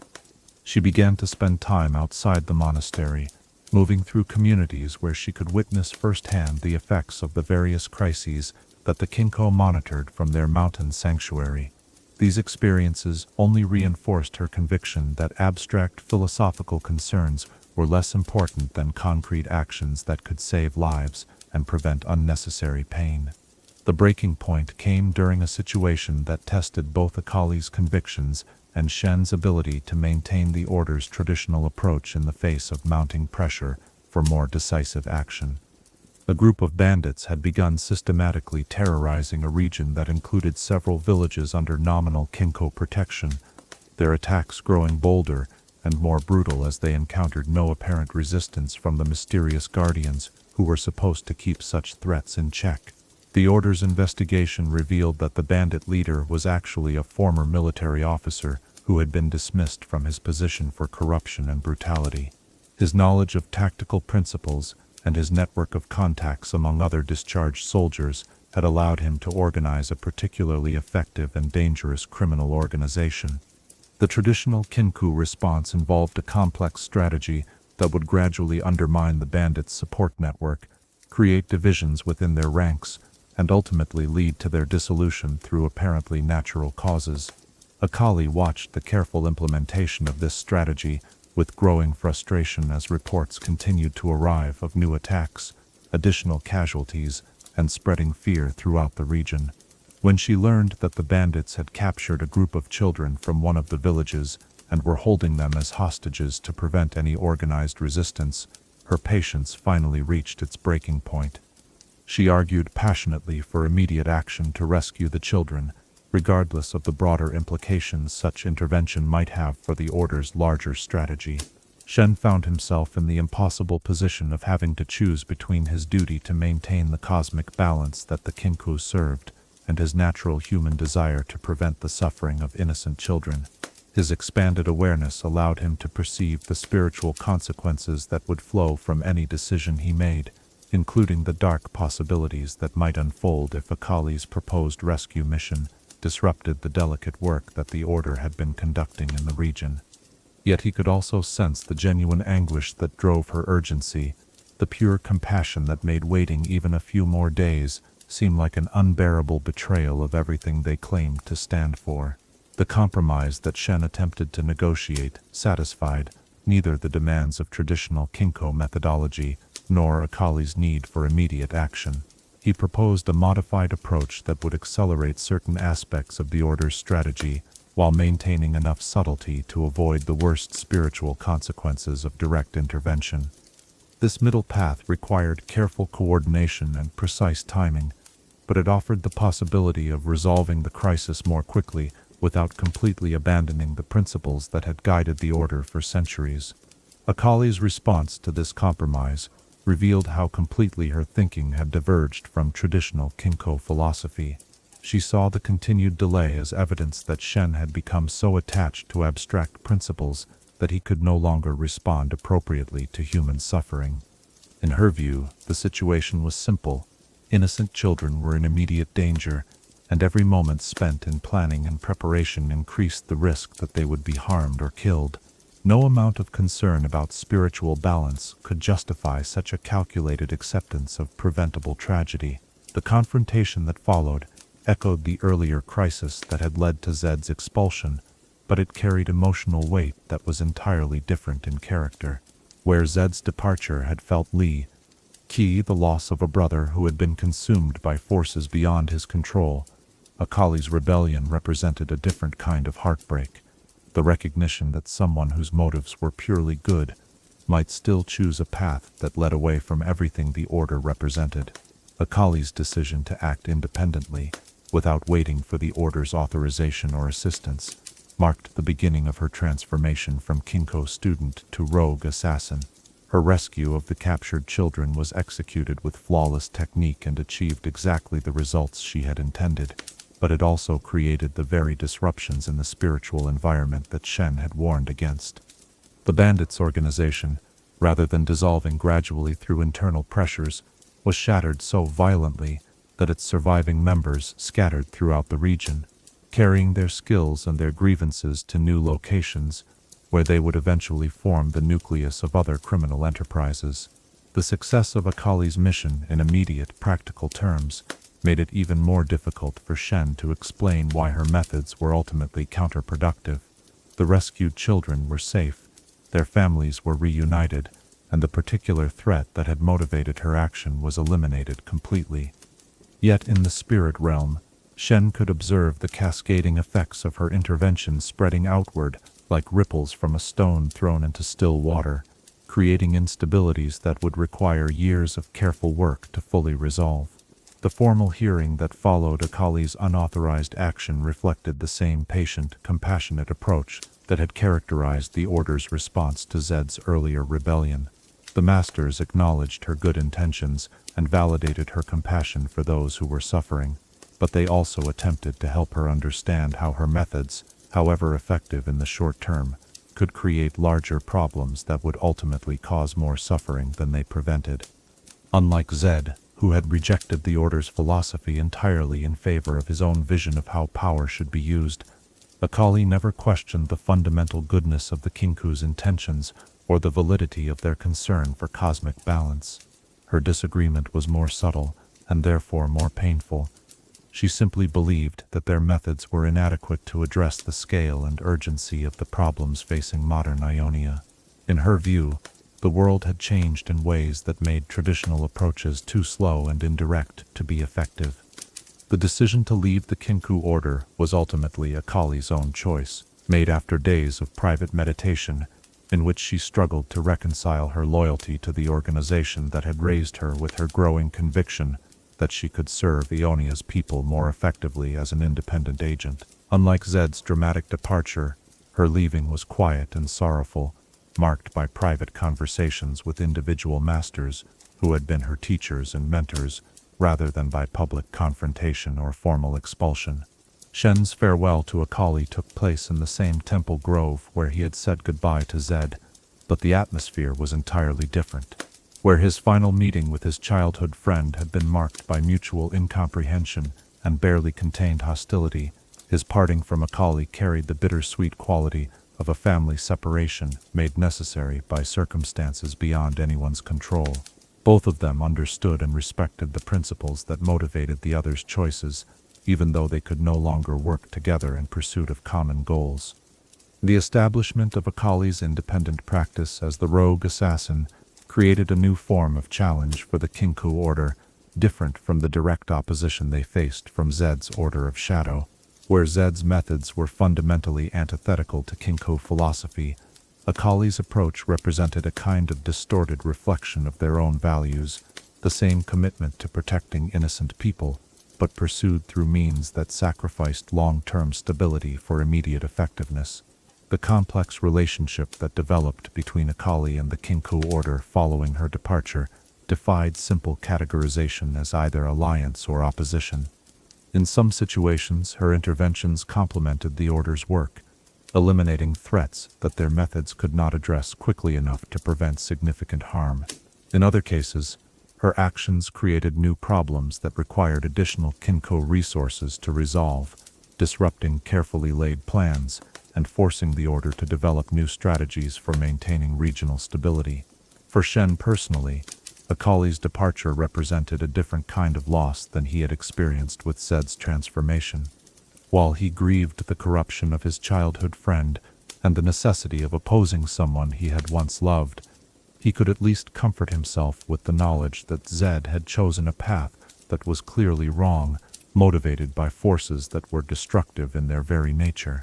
Akali's choice was more ambiguous and therefore more troubling.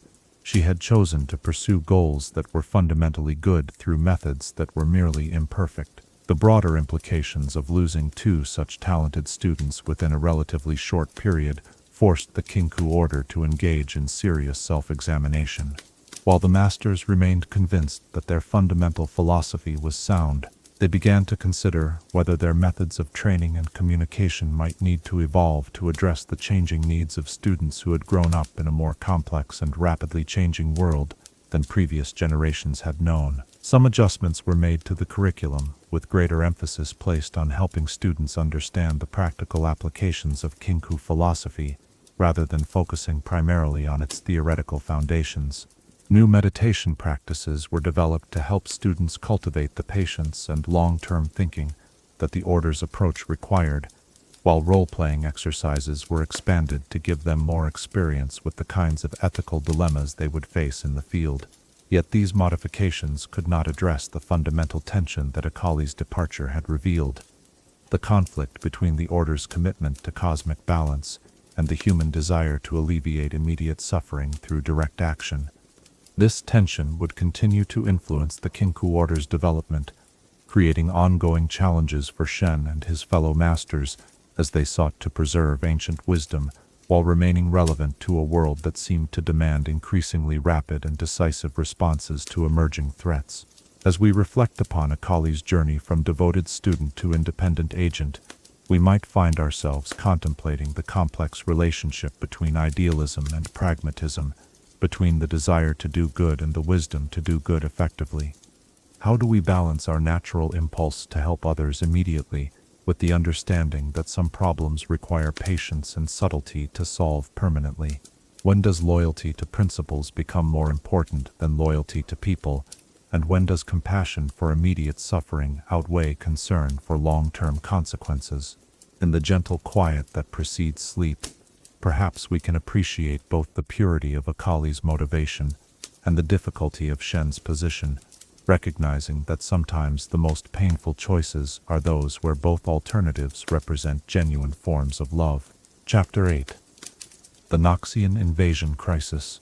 When the drums of war echo across sacred mountains and foreign boots march upon soil that has known only peace for generations, even the most contemplative souls must grapple with questions that have no easy answers.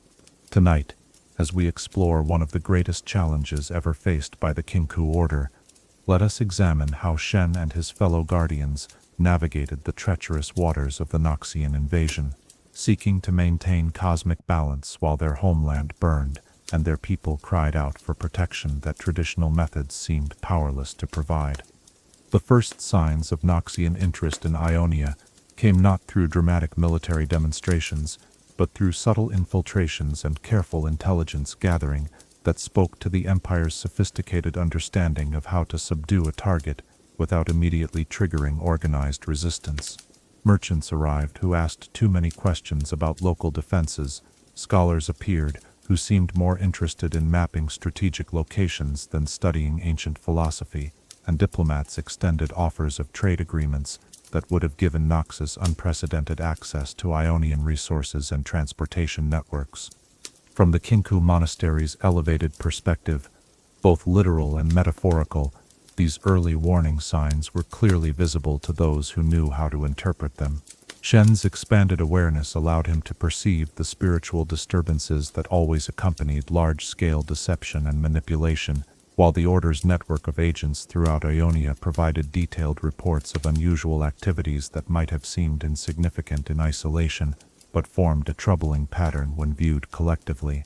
The challenge facing the Kinkou Order was how to respond to this emerging threat in a manner consistent with their principles of maintaining balance and avoiding direct interference in political affairs.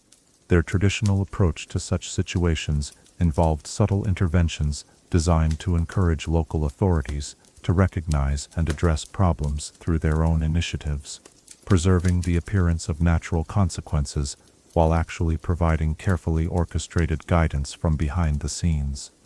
Yet the scale and sophistication of Noxian preparations exceeded anything that local Ionian leaders were equipped to handle. The Empire's military machine represented centuries of accumulated experience in conquest and subjugation, backed by resources that dwarfed anything available to the loosely confederated provinces that comprised Ionian civilization.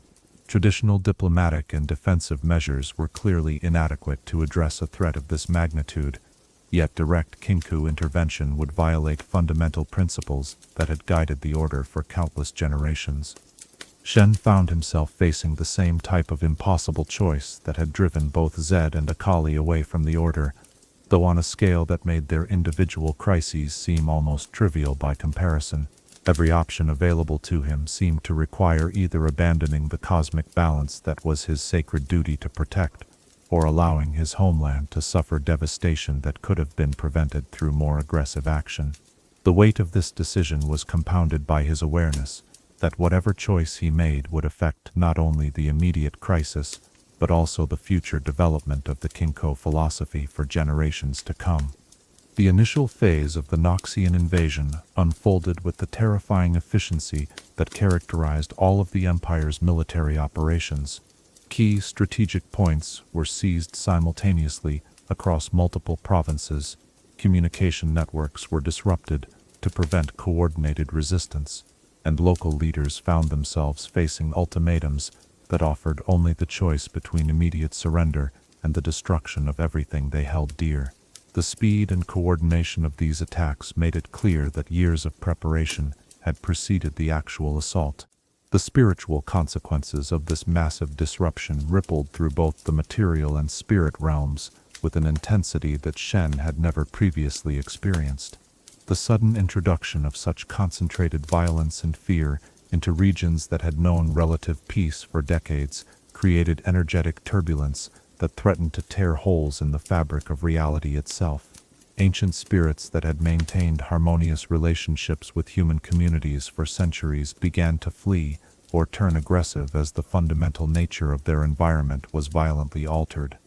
The Kinkou Order's initial response followed traditional patterns, with teams of masters dispatched to monitor spiritual conditions in affected areas and perform whatever interventions were necessary to prevent supernatural disasters from compounding the human tragedy already unfolding.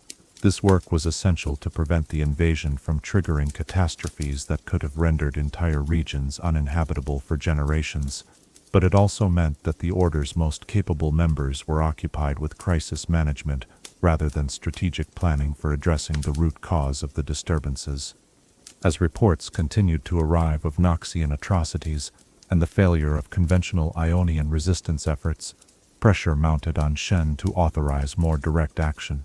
Some Kinkou masters argued that the invasion represented such a fundamental threat to the balance they were sworn to protect that extraordinary measures were not only justified but required.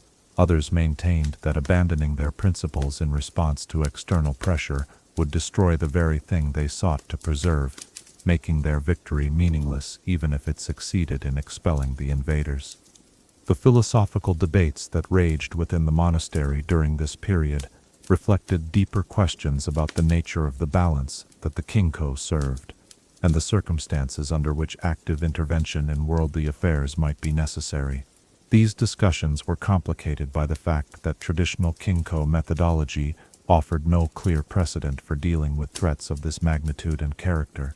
Previous crises had typically involved local imbalances that could be addressed through subtle adjustments, not systematic attempts to reshape entire civilizations according to foreign values. Shen's own meditation practices during this period took on an intensity and urgency that bordered on desperation as he sought guidance from the cosmic forces he served. In the deepest states of expanded consciousness, he attempted to perceive the long-term consequences of various possible responses, trying to identify approaches that might address the immediate crisis without creating spiritual disturbances that could prove even more destructive in the long run. These sessions often left him physically and emotionally drained, the weight of seeking wisdom adequate to such momentous decisions pushing him to the very limits of human endurance. The turning point in the Kinkou Order's response came when Shen realized that their traditional framework for understanding balance was itself too limited to address the current situation adequately. The cosmic forces they served operated on scales that encompassed not just individual regions or nations, but entire continents and historical epochs. From this expanded perspective, the Noxian invasion might represent not just a disruption to be corrected, but an element in a larger pattern that required careful understanding before appropriate action could be determined. This insight led Shen to authorize a new form of intervention that pushed the boundaries of traditional Kinkou methodology, without completely abandoning their fundamental principles. Rather than taking direct military action against Noxian forces, the Order would focus on strengthening the spiritual foundations that supported Ionian resistance, providing subtle but crucial support that would enhance the effectiveness of conventional defensive efforts without creating obvious supernatural interference. The implementation of this strategy required unprecedented coordination between Kinkou masters and local resistance leaders, a form of cooperation that had rarely been attempted in the Order's long history. Secret meetings were arranged at sacred sites where the spiritual energy was conducive to clear communication and mutual understanding, allowing Ionian commanders to benefit from Kinkou insights about enemy movements and vulnerabilities without fully comprehending the mystical sources of such information. One of the most significant contributions the Kinkou Order made to the resistance effort involved their work in the spirit realm to counter Noxian attempts at magical warfare. The Empire's sorcerers had developed techniques for disrupting the spiritual foundations that supported Ionian society, attacks that could weaken morale, interfere with agricultural cycles, and even trigger natural disasters that would devastate defender positions. Kinkou masters worked tirelessly to detect and neutralize these assaults, engaging in a form of combat that remained largely invisible to ordinary participants in the conflict. The Order's network of sacred sites became crucial infrastructure for maintaining communication and coordination among resistance forces that were otherwise isolated by Noxian control of conventional transportation and communication systems. These locations, chosen centuries earlier for their spiritual significance, proved to have strategic value that their original designers could never have anticipated. Messages could be transmitted across vast distances through methods that Noxian intelligence could neither intercept nor comprehend. Shen's personal involvement in the resistance effort required him to spend increasing amounts of time outside the monastery, moving through regions where active combat was taking place, and the spiritual environment was constantly disrupted by violence and fear. These experiences tested his ability to maintain the inner equilibrium necessary for effective spiritual work, while surrounded by circumstances that challenged every aspect of his training and philosophy. The emotional toll of witnessing widespread suffering while being constrained by principles that prevented him from taking more direct action created internal conflicts that Shen struggled to resolve.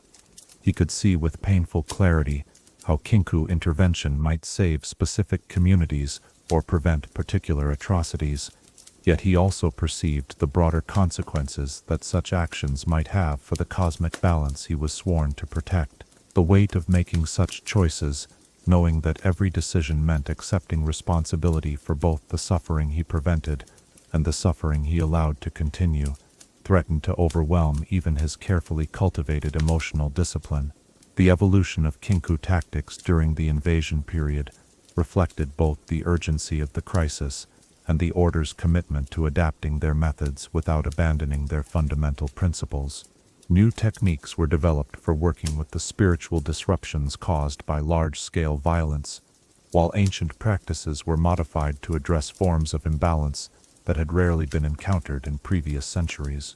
These innovations would become permanent additions to Kinkou methodology, representing hard-won wisdom gained through one of the most challenging periods in the Order's history.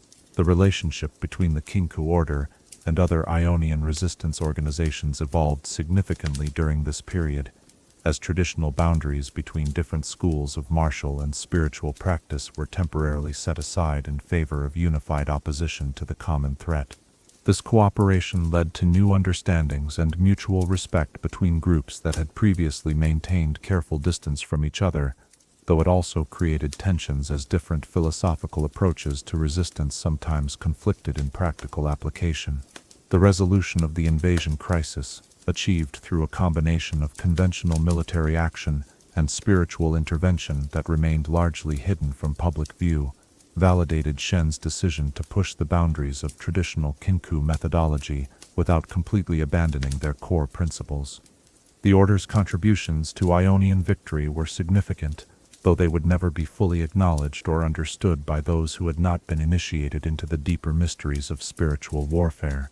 The aftermath of the invasion brought new challenges as the order worked to heal the spiritual wounds left by years of violence and disruption. Entire regions required careful rehabilitation to restore the natural balance between material and spiritual dimensions, while traumatized populations needed forms of assistance that conventional healing could not provide. This recovery work would continue for decades, representing an ongoing commitment to repair the damage caused by the crisis and strengthen Ionia's spiritual foundations against future threats. The experience of the Noxian invasion also prompted significant changes in Kinkou training and preparation, as the Order recognized the need to better prepare future generations for dealing with large-scale disruptions to the cosmic balance. New curricula were developed that included more extensive study of warfare and its spiritual consequences, while meditation practices were expanded to help students develop the emotional resilience necessary for maintaining inner peace during periods of extreme external chaos. For Shen personally, the invasion crisis represented a crucial test of his leadership and his understanding of the role that the Eye of Twilight should play in times of extraordinary challenge. The decisions he made during this period would continue to influence his approach to similar situations throughout his tenure, while the lessons learned about the relationship between traditional wisdom and practical necessity would inform Kinkou philosophy for generations to come. The broader implications of how the Kinkou order handled the invasion crisis extended far beyond their immediate involvement in resistance efforts.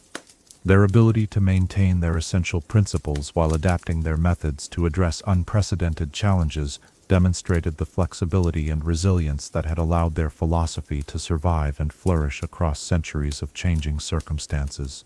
Yet the stress of walking this fine line also revealed the ongoing tension between ideal and practice that would continue to challenge future generations of Kinkou masters. As we reflect upon this tumultuous chapter in the Order's history, we might find ourselves contemplating the complex relationship between principles and pragmatism, between the desire to remain true to our deepest values and the necessity of responding effectively to circumstances that test those values to their very limits. How do we maintain our essential nature while adapting to challenges that our predecessors never imagined? When does flexibility become compromise, and when does rigid adherence to tradition become a form of failure to serve the very purposes that tradition was meant to accomplish? In the quiet moments before sleep carries us beyond such questions, perhaps we can appreciate both the difficulty of Shen's choices and the wisdom of seeking balance, even in the midst of chaos, recognizing that sometimes the greatest service we can provide is simply to remain steady when everything around us threatens to fall apart. Chapter 9. Kennan and the Heart of the Tempest.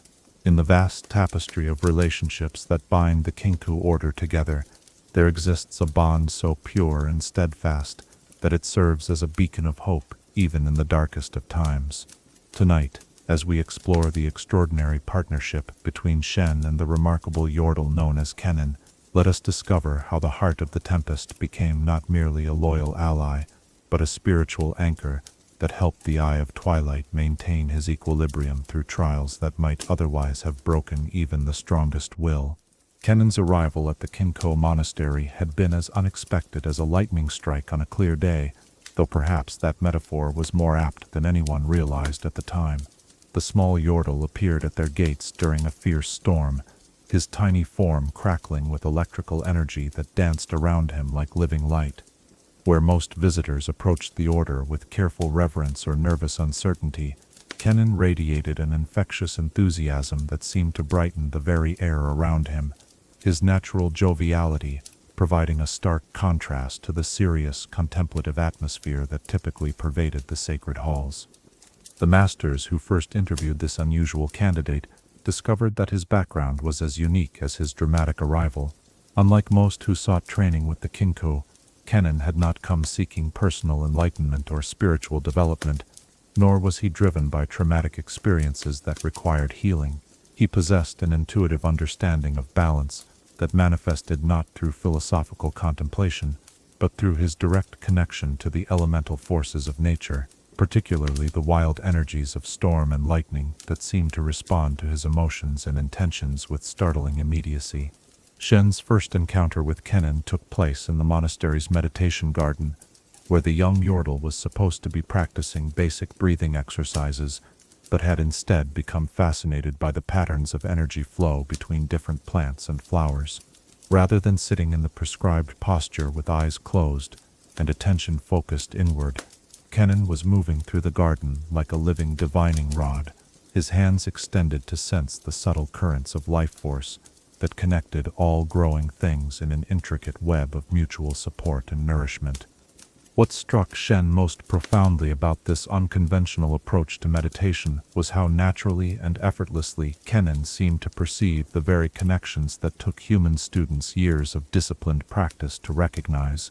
Where others had to quiet their minds and expand their consciousness through careful technique, the yordle simply existed in a state of perpetual awareness that encompassed multiple dimensions of reality simultaneously.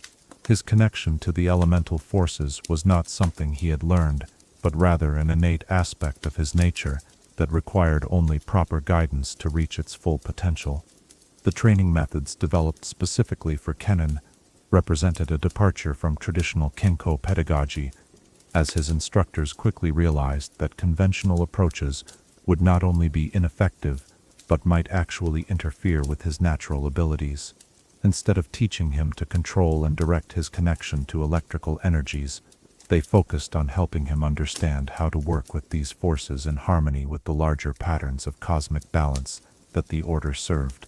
This required developing new techniques that honored both his yordle heritage and the sophisticated spiritual framework that guided Kinkou philosophy.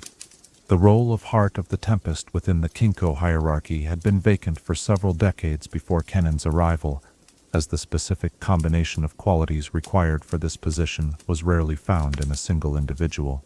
The heart must serve as the order's primary agent of swift action when circumstances require immediate intervention, yet this capacity for rapid response must be balanced by deep wisdom and unshakable commitment to the principles of cosmic harmony.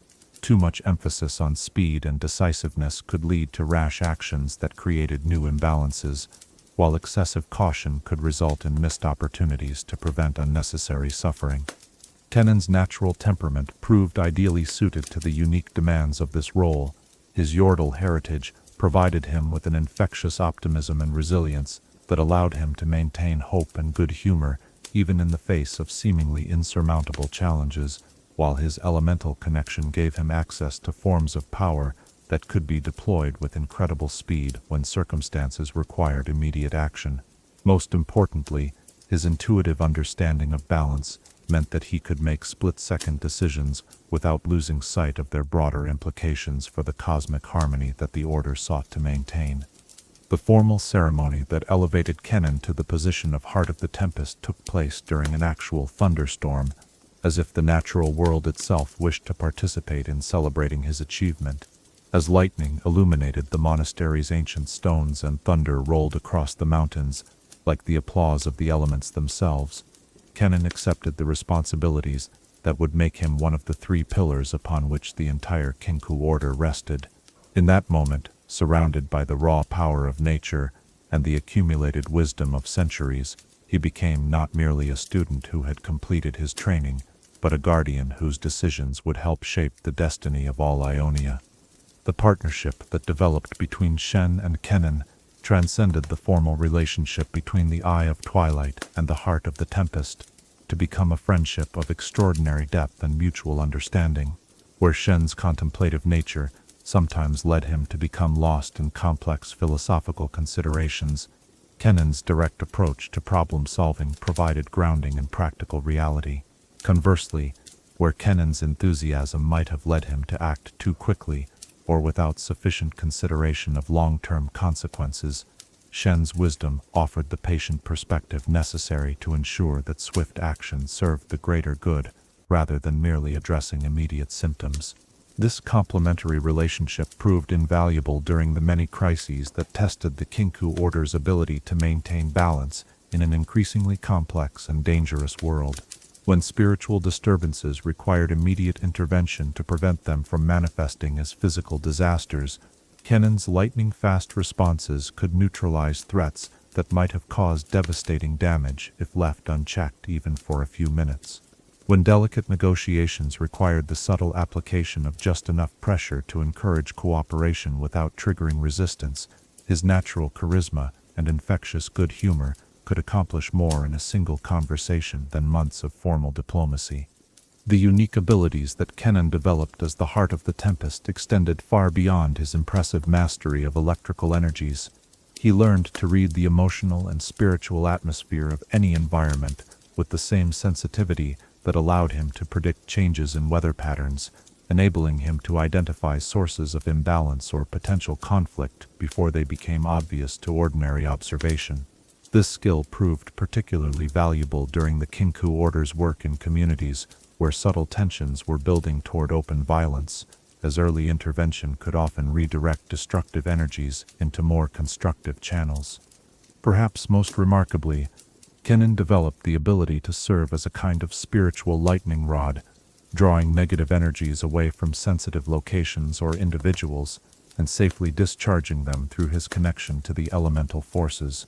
This technique allowed him to protect sacred sites from corruption, shield important figures from magical attacks, and even provide relief to people who were suffering from forms of spiritual oppression that conventional healing could not address. The physical demands of this work were considerable, requiring him to channel energies that would have been lethal to most beings, but his yordle constitution and elemental nature allowed him to process these forces safely. The emotional support that Kennan provided to Shen during the most difficult periods of his leadership proved to be every bit as valuable as his practical contributions to the Order's mission. When the weight of maintaining cosmic balance seemed almost unbearable, when the loneliness of seeing too clearly and understanding too much threatened to overwhelm even Shen's carefully cultivated equanimity, Kennan's presence served as a reminder that joy and lightness could coexist with profound responsibility. The Yordle's ability to find humor and hope in even the darkest circumstances provided a form of healing that no amount of meditation or philosophical insight could replace. The adventures that Shen and Kennan shared during their travels throughout Ionia created a library of memories that would sustain their friendship through decades of service together. They walked through forests where ancient spirits danced between the trees, meditated beside mountain streams that sang with voices older than human civilization, and stood together on windswept peaks where the boundaries between earth and sky seemed to dissolve entirely. These experiences deepened their understanding, not only of the land they served, but also of each other, creating bonds that would prove unbreakable, even when tested by the most severe challenges. The development of coordinated techniques that combined Shen's mastery of Twilight consciousness with Kennan's command over elemental forces produced some of the most sophisticated spiritual interventions in the Kinkou Order's history. These collaborative methods allowed them to address forms of imbalance that neither could have handled alone, working together with such seamless coordination that observers often found it difficult to determine where one master's contribution ended and the others began. Their partnership became a living demonstration of the principle that true strength comes not from individual power, but from harmonious cooperation between complementary abilities. The teaching methods that Shen and Kennan developed for training new students reflected their understanding that different individuals required different approaches to reach their full potential, while maintaining the essential philosophical foundations that had guided the Order for centuries. They created more flexible curricula that could accommodate a wider range of learning styles and natural abilities. This innovation helped the Kinkou Order attract and successfully train students who might not have thrived under more traditional methods, enriching the organization with diverse perspectives and capabilities. The challenges that tested their partnership most severely came during periods when the demands of their respective roles seemed to pull them in different directions. As the Eye of Twilight, Shen sometimes needed to make decisions that required accepting short-term suffering for the sake of long-term balance, choices that conflicted with Kennan's natural impulse to alleviate pain and protect innocence whenever possible. These situations forced both masters to grow in their understanding of how personal relationships could be maintained, even when professional responsibilities created apparent conflicts. The resolution of these tensions required developing forms of communication that went beyond words to encompass the direct sharing of consciousness that their advanced training made possible. In deep meditative states, they could experience each other's perspectives with such clarity that philosophical disagreements dissolved into mutual understanding of the complex factors that influenced each decision. This level of intimacy allowed them to support each other even when they could not always agree, maintaining the emotional bonds that sustained their friendship while respecting the different demands of their individual roles. The legacy of their partnership extends far beyond their personal relationship to influence the entire structure and culture of the Kinkou order. Their demonstration that masters with very different temperaments and abilities could work together effectively while maintaining their individual integrity created new possibilities for how the organization might evolve to meet future challenges. The techniques they developed, the teaching methods they pioneered, and the example they set of loyal friendship overcoming apparent differences would continue to inspire and guide the order for generations to come.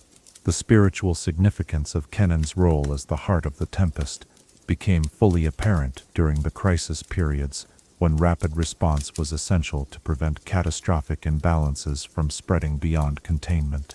His ability to move with literally lightning speed allowed the Kinkou order to intervene in situations that would have been impossible to address using traditional methods, while his deep understanding of cosmic principles ensured that such interventions served the greater balance rather than merely addressing immediate symptoms. This combination of speed and wisdom proved invaluable during emergencies that tested the order's capabilities to their limits. The evolution of Kennan's understanding during his years of service with the order reflected the profound transformation that could occur when natural talent was combined with systematic training and dedicated practice. While he never lost the enthusiasm and joy that had characterized his early years, these qualities deepened and matured as he gained experience with the complex challenges that faced anyone committed to serving the cosmic balance. His growth demonstrated that spiritual development was not just about acquiring new abilities, but about learning to use existing gifts more wisely and effectively. The moments of pure joy that punctuated their serious work provided essential balance for both Shen and Kennan, reminding them that the cosmic harmony they served included not just profound philosophical principles, but also the simple pleasures that made life worth living. Whether sharing a meal prepared from ingredients gathered during their travels, watching sunrise from a mountain peak after a night of challenging spiritual work, or simply enjoying each other's company during quiet moments between crises, these experiences provided the emotional nourishment necessary to sustain their demanding service. As we reflect upon this extraordinary partnership between the contemplative Eye of Twilight and the energetic heart of the Tempest, we might find ourselves contemplating the beautiful ways that different natures can complement and support each other when united by shared purpose and mutual respect. How do we recognize and appreciate the unique gifts that others bring to our common endeavors? What can we learn about friendship from those who maintain deep bonds while pursuing demanding responsibilities that sometimes seem to pull them in different directions? In the gentle quiet that invites sleep, perhaps we can sense something of the joy and lightness that Kennan brought to even the most serious situations, that spark of elemental enthusiasm that reminds us that serving others can be not just a duty, but a source of profound happiness and fulfillment. Chapter 11. Modern Challenges. In an age where ancient wisdom must grapple with unprecedented complexities and timeless principles face tests that their creators could never have imagined, the guardians of balance find themselves walking ever more precarious paths between tradition and transformation.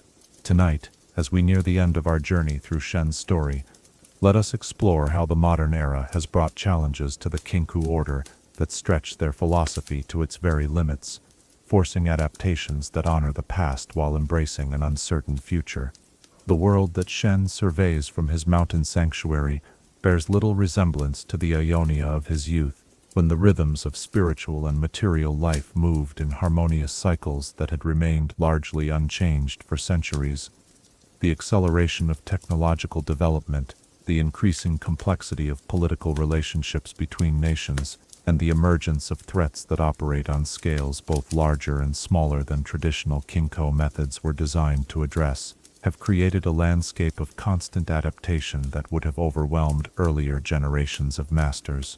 The most visible of these changes manifests in the rapid expansion of cities like Piltover, where human ingenuity has created wonders that blur the boundaries between magic and science in ways that produce spiritual consequences no one fully understands. The Hextech revolution has unleashed energies that operate according to principles fundamentally different from the natural forces that the Kinkou order has spent centuries learning to work with, creating forms of imbalance that require entirely new approaches to detect and address. From the spirit realm, Shen can observe how these technological marvels create ripples of disturbance that extend far beyond their immediate physical effects. The spiritual signature of Hextech energy carries a harsh, artificial quality that disrupts the subtle harmonies upon which healthy relationships between the material and spirit worlds depend. Ancient spirits that once dwelt peacefully near human settlements find themselves driven away by emanations they cannot comprehend, while new forms of spiritual entity begin to emerge from the interaction between traditional magical forces and the novel energies that Hextech devices produce. The challenge of addressing these technological disruptions requires the Kinkou order to expand their understanding in directions that their philosophical framework was never intended to encompass. Traditional meditation practices must be modified to allow perception of artificial energy patterns, while intervention techniques developed for working with natural forces prove inadequate when applied to systems that operate according to deliberately engineered principles rather than organic development. Perhaps even more challenging than the technological changes are the social and political transformations that have altered the fundamental nature of how communities organize themselves and relate to larger governing structures. The rise of Noxus as a military power that actively seeks to reshape entire civilizations according to its own vision represents a threat that operates on scales that dwarf anything the Kinkou order faced in previous centuries, while the emergence of Demacia as a rigidly organized state that views magic itself as inherently dangerous creates new forms of imbalance through the systematic suppression of natural spiritual forces. These developments force Shen to grapple with questions that have no precedent in Kinkou tradition. How does one maintain cosmic balance when entire nations are pursuing policies that fundamentally disrupt the spiritual foundations upon which healthy societies depend? What intervention is appropriate when the source of imbalance lies not in local disturbances that can be addressed through subtle adjustments, but in systematic ideologies that shape the behavior of millions of people across vast territories? The emergence of champions, individuals whose exceptional abilities allow them to influence events on regional or even continental scales, represents another category of challenge that requires new forms of response.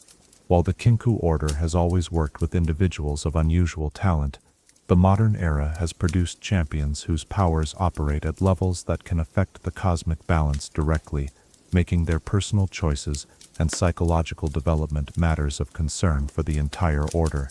Shen's relationships with these champions must be carefully calibrated to provide guidance without interference, to offer support without creating dependencies that might compromise their independence, and to monitor their development without violating the privacy and autonomy that are essential to healthy spiritual growth.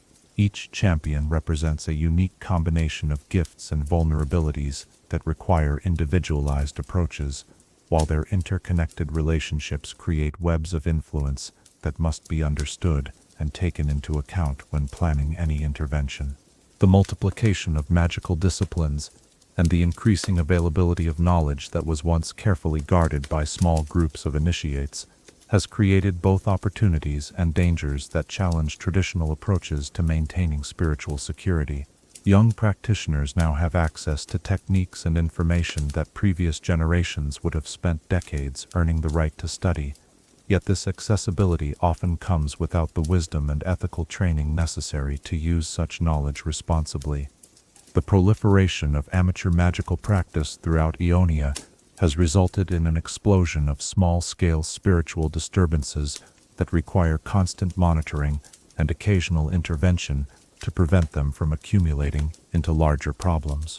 Shen finds himself deploying Kinkou resources to address issues that would once have been prevented by the natural barriers that limited access to advanced magical knowledge, while simultaneously working to develop new educational approaches that might help practitioners develop the wisdom necessary to use their abilities safely.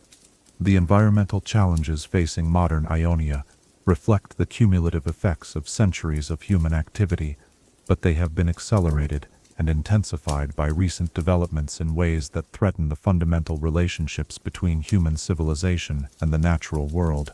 Pollution from industrial activities creates forms of spiritual contamination that poison the connections between material and spirit realms, while the exploitation of natural resources for technological development disrupts ecological relationships that took millennia to evolve.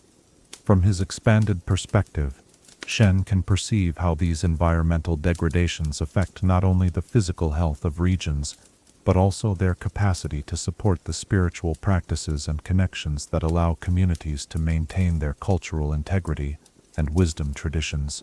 The healing of damaged landscapes requires techniques that address both material contamination and spiritual corruption, work that often takes decades to complete and requires careful coordination between Kinkou masters and local practitioners who understand the specific characteristics of their home territories.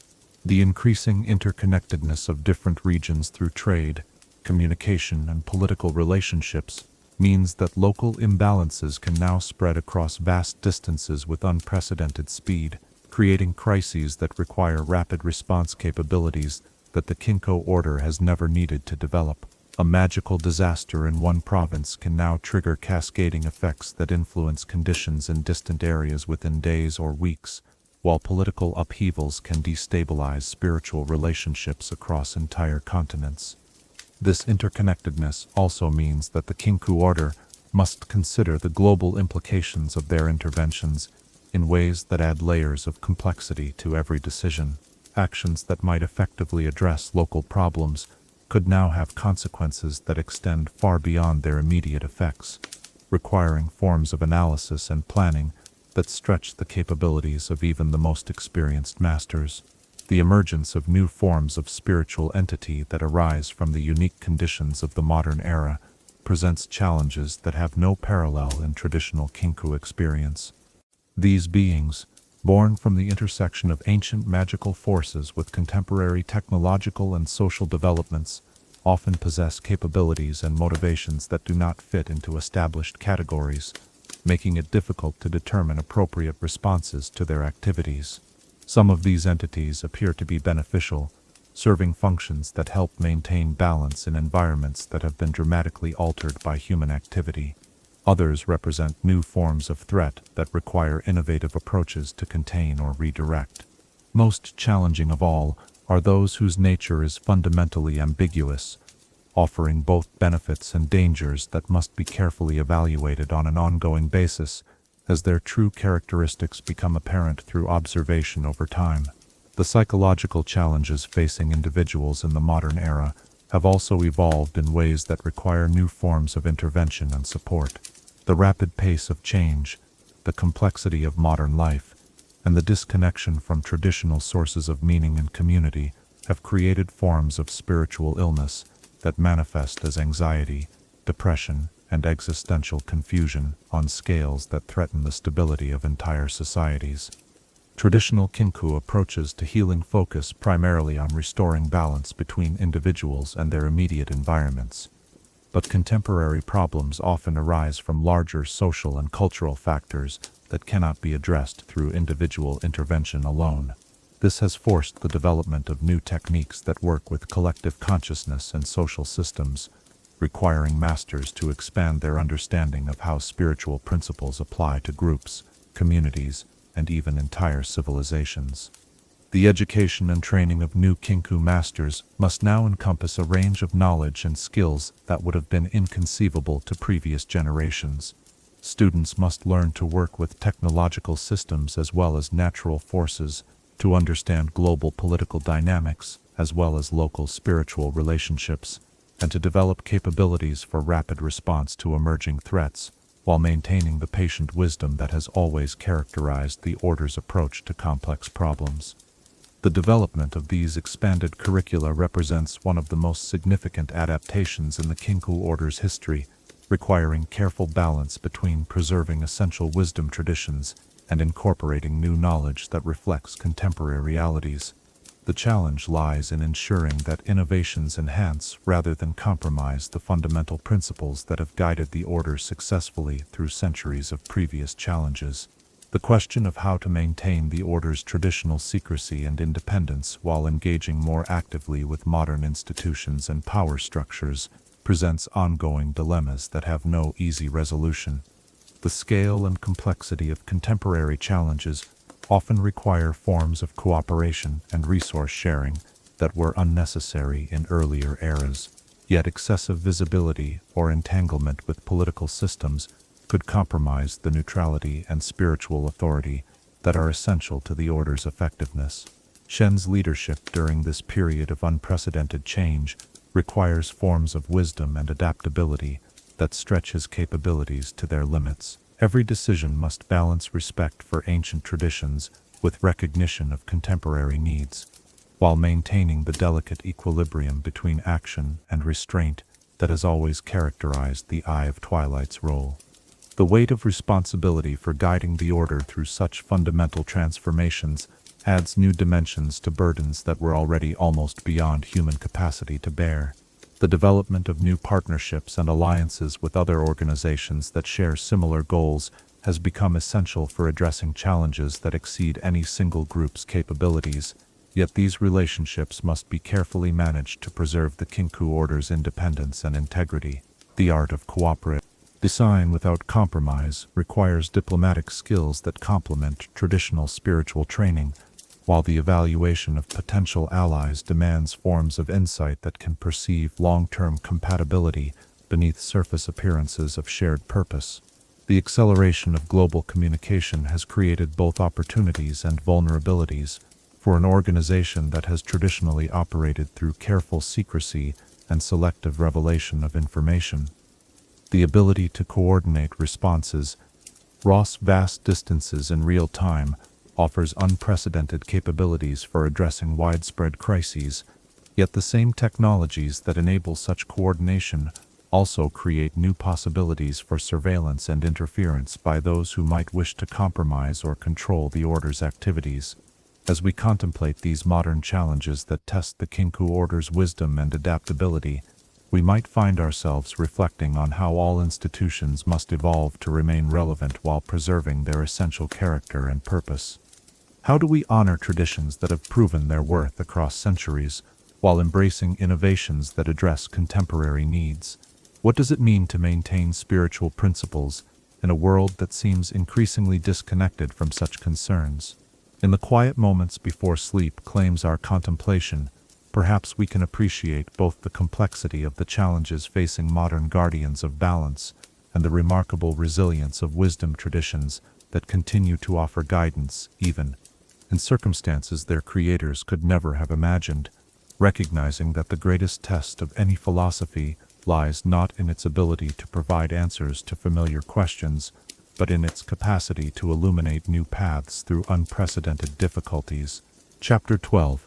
Eternal Vigilance. In the eternal dance between order and chaos, light and shadow, creation and dissolution, there stands a guardian whose vigil knows no end, and whose dedication transcends the boundaries of mortal understanding. Tonight, as our journey through Shen's story draws to its peaceful close, let us contemplate the profound meaning of eternal vigilance and explore how the Eye of Twilight's ongoing dedication to cosmic equilibrium represents both the culmination of ancient wisdom and the foundation upon which future generations will build their own understanding of what it means to serve something greater than oneself. The monastery where Shen now dwells in his mature years bears the accumulated weight of countless seasons, its ancient stones weathered by time, yet somehow growing more beautiful with each passing year.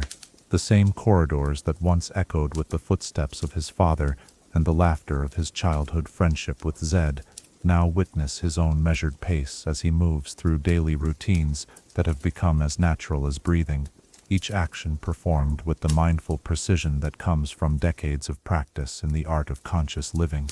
From the meditation garden where he begins each day before dawn, Shen can observe the gradual lightening of the sky that marks the eternal transition from night to day, a cosmic rhythm that has continued unchanged since before human consciousness first awakened to contemplate the mysteries of existence.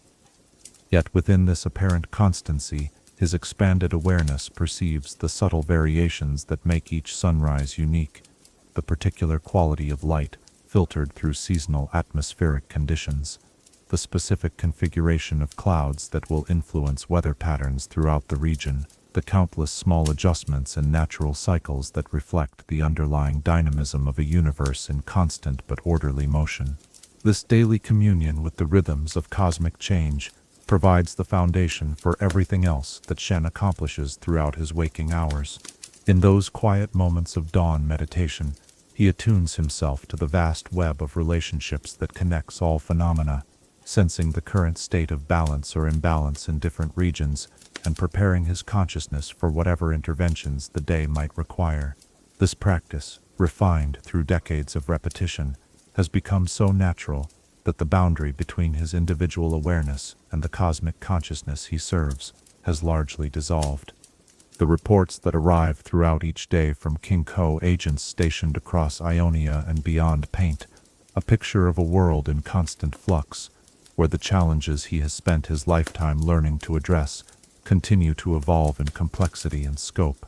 Yet Shen receives this information not with anxiety or frustration, but with the patient acceptance that comes from understanding that change itself is the only true constant, and that his role is not to prevent all disturbance, but to ensure that the inevitable fluctuations of existence remain within boundaries that support, rather than threaten, the fundamental patterns that sustain life. The decisions he makes in response to these reports reflect the accumulated wisdom of his entire journey from eager student to mature master, each choice informed by decades of experience with the subtle consequences that flow from different forms of intervention. Where once he might have deliberated extensively about the proper course of action, now his responses arise spontaneously from a deep intuitive understanding that operates beyond the level of conscious analysis. Though when complex situations require detailed planning, he can still access the analytical capabilities that his training has refined to extraordinary levels of sophistication. The new generation of students who now populate the monastery's halls reminds Shen daily of his own youth, their earnest questions and occasional misconceptions providing gentle entertainment as well as opportunities for teaching. Yet he is continually amazed by the insights that emerge from fresh perspectives applied to ancient problems, recognizing that wisdom flows not only from old to young, but also in the opposite direction when experienced minds remain open to novel ways of understanding familiar challenges. The teaching methods that Shen employs with these students reflect lessons learned from his own experience as both pupil and master, incorporating approaches that might have prevented some of the painful departures that marked his earlier years as the Eye of Twilight. He works to help each student understand not only the techniques and philosophies of the Kinkou way, but also the psychological and emotional foundations that must be cultivated to support long-term dedication to such demanding service. Perhaps most importantly, he strives to communicate the profound satisfaction that can be found in serving something larger than personal ambition, helping students discover for themselves the deep peace that comes from aligning individual will with cosmic purpose. This satisfaction is not the temporary pleasure that comes from achieving specific goals, but rather the enduring contentment that arises from living in harmony with the fundamental principles that govern existence itself. The relationship between Shen and Kennan has deepened over the years into a form of companionship that transcends ordinary friendship to become something approaching spiritual communion. Their long partnership has created such seamless coordination between their respective abilities and perspectives that they often seem to operate as complementary aspects of a single consciousness, each anticipating the other's needs and responses with uncanny accuracy. The adventures they continue to share throughout Ionia maintain the sense of wonder and discovery that characterized their early years together, even as their accumulated experience allows them to address increasingly complex challenges with greater efficiency and effectiveness. Their travels take them to remote regions where ancient mysteries still await investigation, to communities struggling with problems that require the unique combination of practical intervention and spiritual insight that their partnership provides, and to sacred sites, where the ongoing work of maintaining cosmic balance requires the attention of masters who understand both its theoretical foundations and its practical applications. The evolution of the Kinkou order under Shen's leadership reflects his understanding that institutions, like individuals, must grow and adapt to remain vital and relevant while preserving their essential character and purpose. The innovations he has introduced, modified training curricula, expanded cooperative relationships with other organizations, new techniques for addressing contemporary challenges, all serve to strengthen rather than compromise the fundamental principles that have guided the order through centuries of successful service.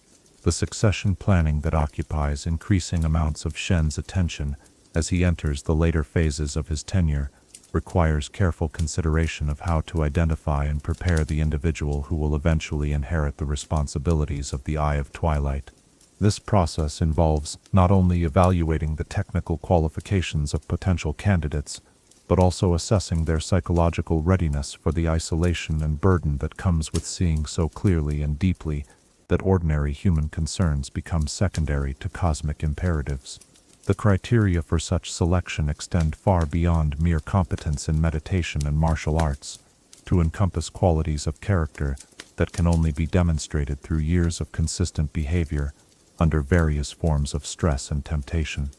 The future Eye of Twilight must possess not only exceptional ability, but also the emotional stability, ethical integrity, and selfless dedication necessary to carry such enormous responsibility without being corrupted by the power it entails, or overwhelmed by the suffering it requires witnessing.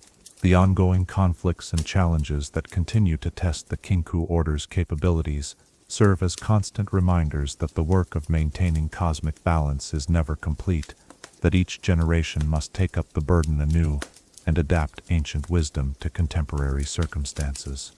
Shen approaches these challenges not with weariness but with renewed dedication, understanding that his own efforts are part of a chain of service that extends backward through countless predecessors and forward through future guardians who have yet to be born. The spiritual practices that sustain Shen through the demands of his role have evolved over the years to incorporate insights gained through decades of experience, yet they remain rooted in the fundamental techniques that he learned as a young student. The daily meditations, the periodic retreats into extended contemplation, the careful attention to dreams and subtle states of consciousness, all of these continue to provide the inner stability and clarity necessary for effective service, though their practice has become so integrated into his being that they require no conscious effort or attention. The moments of pure joy that punctuate Shen's serious responsibilities have become more precious and more frequent as he has learned to recognize and appreciate the countless small blessings that surround every aspect of existence. The taste of tea prepared with mindful attention, the sight of sunlight filtering through leaves in the monastery garden, the sound of students' voices raised in discussion of philosophical questions that have challenged seekers for generations. These simple pleasures provide constant reminders that the cosmic balance he serves includes not only profound spiritual principles, but also the ordinary delights that make life worth living. The legacy that Shen will eventually leave extends far beyond any specific accomplishments or innovations to encompass the example he has provided of how to live with integrity and purpose in service of something greater than personal ambition. The students he has taught, the crises he has helped resolve, the wisdom he has preserved and transmitted, all of these represent contributions to an ongoing tradition that will continue long after his individual presence is no longer needed. Yet perhaps his greatest legacy lies in the demonstration that it is possible to maintain hope and dedication even in the face of seemingly insurmountable challenges, that wisdom and compassion can provide adequate responses to any crisis that existence might present, and that the eternal vigilance required to maintain cosmic balance need not be a burden, but can become a source of profound meaning and satisfaction. The vision of the future that guides Shen's current efforts encompasses not only the immediate challenges facing the Kinkou order, but also the longer-term evolution of consciousness and civilization that may eventually make their specific form of service unnecessary. He dreams of a time when humanity will have developed sufficient wisdom and maturity to maintain cosmic balance naturally, without requiring the intervention of specialized guardians, though he recognizes that such development may require centuries or millennia to achieve. Until that distant time arrives, the work continues with the same patient dedication that has characterized the Kinkou way since its earliest beginnings. Each day brings new opportunities to serve, new problems to solve, new students to teach, and new insights to integrate into the ever-growing treasury of wisdom that the Order maintains for the benefit of all existence. The peace that pervades Shen's later years reflects not the absence of challenges, but rather the deep contentment that comes from knowing that his life has been devoted to purposes worthy of such dedication. The burdens he carries, while still considerable, have become as familiar as old friends, while the responsibilities that once seemed overwhelming now feel like natural expressions of his essential nature. In the quiet evening hours when the day's work is complete, and the monastery settles into the contemplative silence that precedes night's arrival, Shen often finds himself reflecting on the extraordinary journey that has brought him from eager student to mature master. The memories of friendship and loss, triumph and tragedy, growth and transformation that constitute his personal history now serve primarily as sources of wisdom that inform his ongoing service, rather than as emotional burdens that require healing or resolution. The eternal vigilance that defines his role as the Eye of Twilight continues not as a duty imposed from outside, but as the natural expression of a consciousness that has become so aligned with cosmic purpose that personal will and universal harmony have merged into a single flowing stream. In this state of complete integration, service becomes joy, responsibility becomes privilege, and the eternal dance of existence reveals itself as the most beautiful and meaningful activity in which any conscious being could possibly participate. As our exploration of Shen's story reaches its natural conclusion, we might find ourselves contemplating what it means to dedicate one's entire existence to serving something larger than personal ambition or desire. How do we discover our own unique ways of contributing to the greater good? What would our lives look like if we approached each day with the same mindful attention that Shen brings to his cosmic responsibilities? In the gentle silence that invites peaceful sleep, perhaps we can says something of the profound satisfaction that comes from aligning our individual will with the deeper purposes that give meaning to existence itself, recognizing that true fulfillment lies not in getting what we want, but in becoming what the universe needs us to be, guardians of whatever balance we are called to maintain, in our own small corner of the vast and wondrous cosmos. Chapter 10. The Weight of Duty. In the deepest chambers of the soul, where personal desire meets cosmic responsibility and individual will encounters universal necessity, there exists a burden so profound that it transforms the very essence of those who choose to bear it. Tonight, as we explore the most intimate aspects of Shen's journey as the Eye of Twilight, let us examine how the weight of absolute duty shapes a human heart, and how one learns to carry responsibilities that extend far beyond the boundaries of ordinary mortal understanding. The loneliness that accompanies perfect clarity is perhaps the most unexpected aspect of Shen's role, all isolation that grows not from physical separation, but from the gradual realization that his expanded awareness places him in a realm of perception where few others can follow. When he looks upon a bustling village marketplace, he sees not only the immediate activity of commerce and social interaction, but also the intricate web of spiritual energies that connect each individual to larger patterns of cause and effect that stretch across decades and generations. This enhanced perception, while invaluable for his work as a guardian of cosmic balance, creates a form of exile from the simple pleasures and concerns that occupy most human consciousness. A conversation about local politics becomes an exercise in seeing how personal ambitions and petty grievances contribute to spiritual imbalances that could eventually manifest as regional conflicts, while a discussion of romantic relationships reveals patterns of attachment and desire that influence the flow of magical energies throughout entire communities.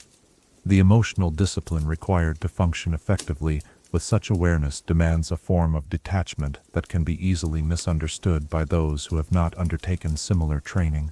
Shen must learn to care deeply about the welfare of all beings while remaining unattached to specific outcomes, to feel genuine compassion for individual suffering, while accepting that some pain serves essential purposes in the larger pattern of growth and transformation that governs existence. This delicate balance between engagement and non-attachment requires constant vigilance and frequent recalibration as new situations test the boundaries of his emotional equilibrium. When he encounters a family torn apart by poverty and disease, his natural human impulse toward immediate intervention must be balanced against his understanding of how premature assistance might prevent the learning and growth that such challenges are meant to catalyze. When he witnesses injustice and oppression, his desire for swift correction must be tempered by awareness of how dramatic changes in power structures could create spiritual disturbances that ultimately cause more suffering than they prevent.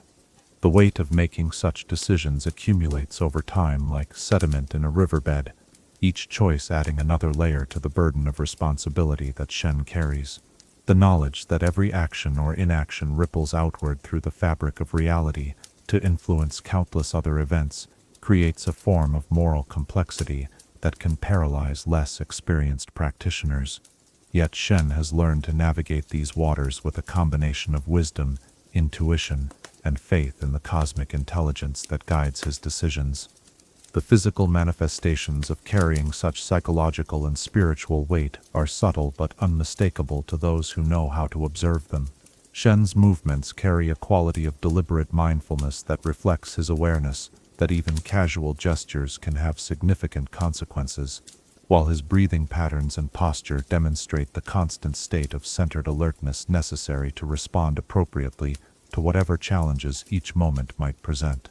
His very presence in a room changes the spiritual atmosphere, bringing a sense of profound stillness that can be either comforting or unsettling, depending on the consciousness of those who encounter it. The sleep patterns of one who bears such responsibility differ markedly from those of ordinary individuals, as the boundary between waking and sleeping consciousness becomes increasingly fluid through years of expanded awareness. Shen's dreams are often indistinguishable from the visions and insights that guide his daily decisions, while his meditation practices allow him to access states of consciousness that provide rest and restoration without the complete unconsciousness that most people require for adequate recovery. The dietary and lifestyle practices that support such demanding service reflect careful attention to maintaining the physical vehicle through which cosmic consciousness can operate effectively. Every meal becomes an opportunity for mindful nourishment that sustains not only bodily health, but also the energetic clarity necessary for spiritual perception, while exercise and martial arts practice serve multiple functions as physical conditioning, moving meditation, and preparation for the unexpected challenges that can arise when maintaining cosmic balance requires direct intervention in dangerous situations. The relationships that Shen maintains with other members of the Kinkou order require careful navigation between his role as their spiritual leader and his need for human connection and emotional support. His fellow masters understand the unique burdens of his position, yet even they cannot fully comprehend the scope of awareness and responsibility that comes with being the Eye of Twilight.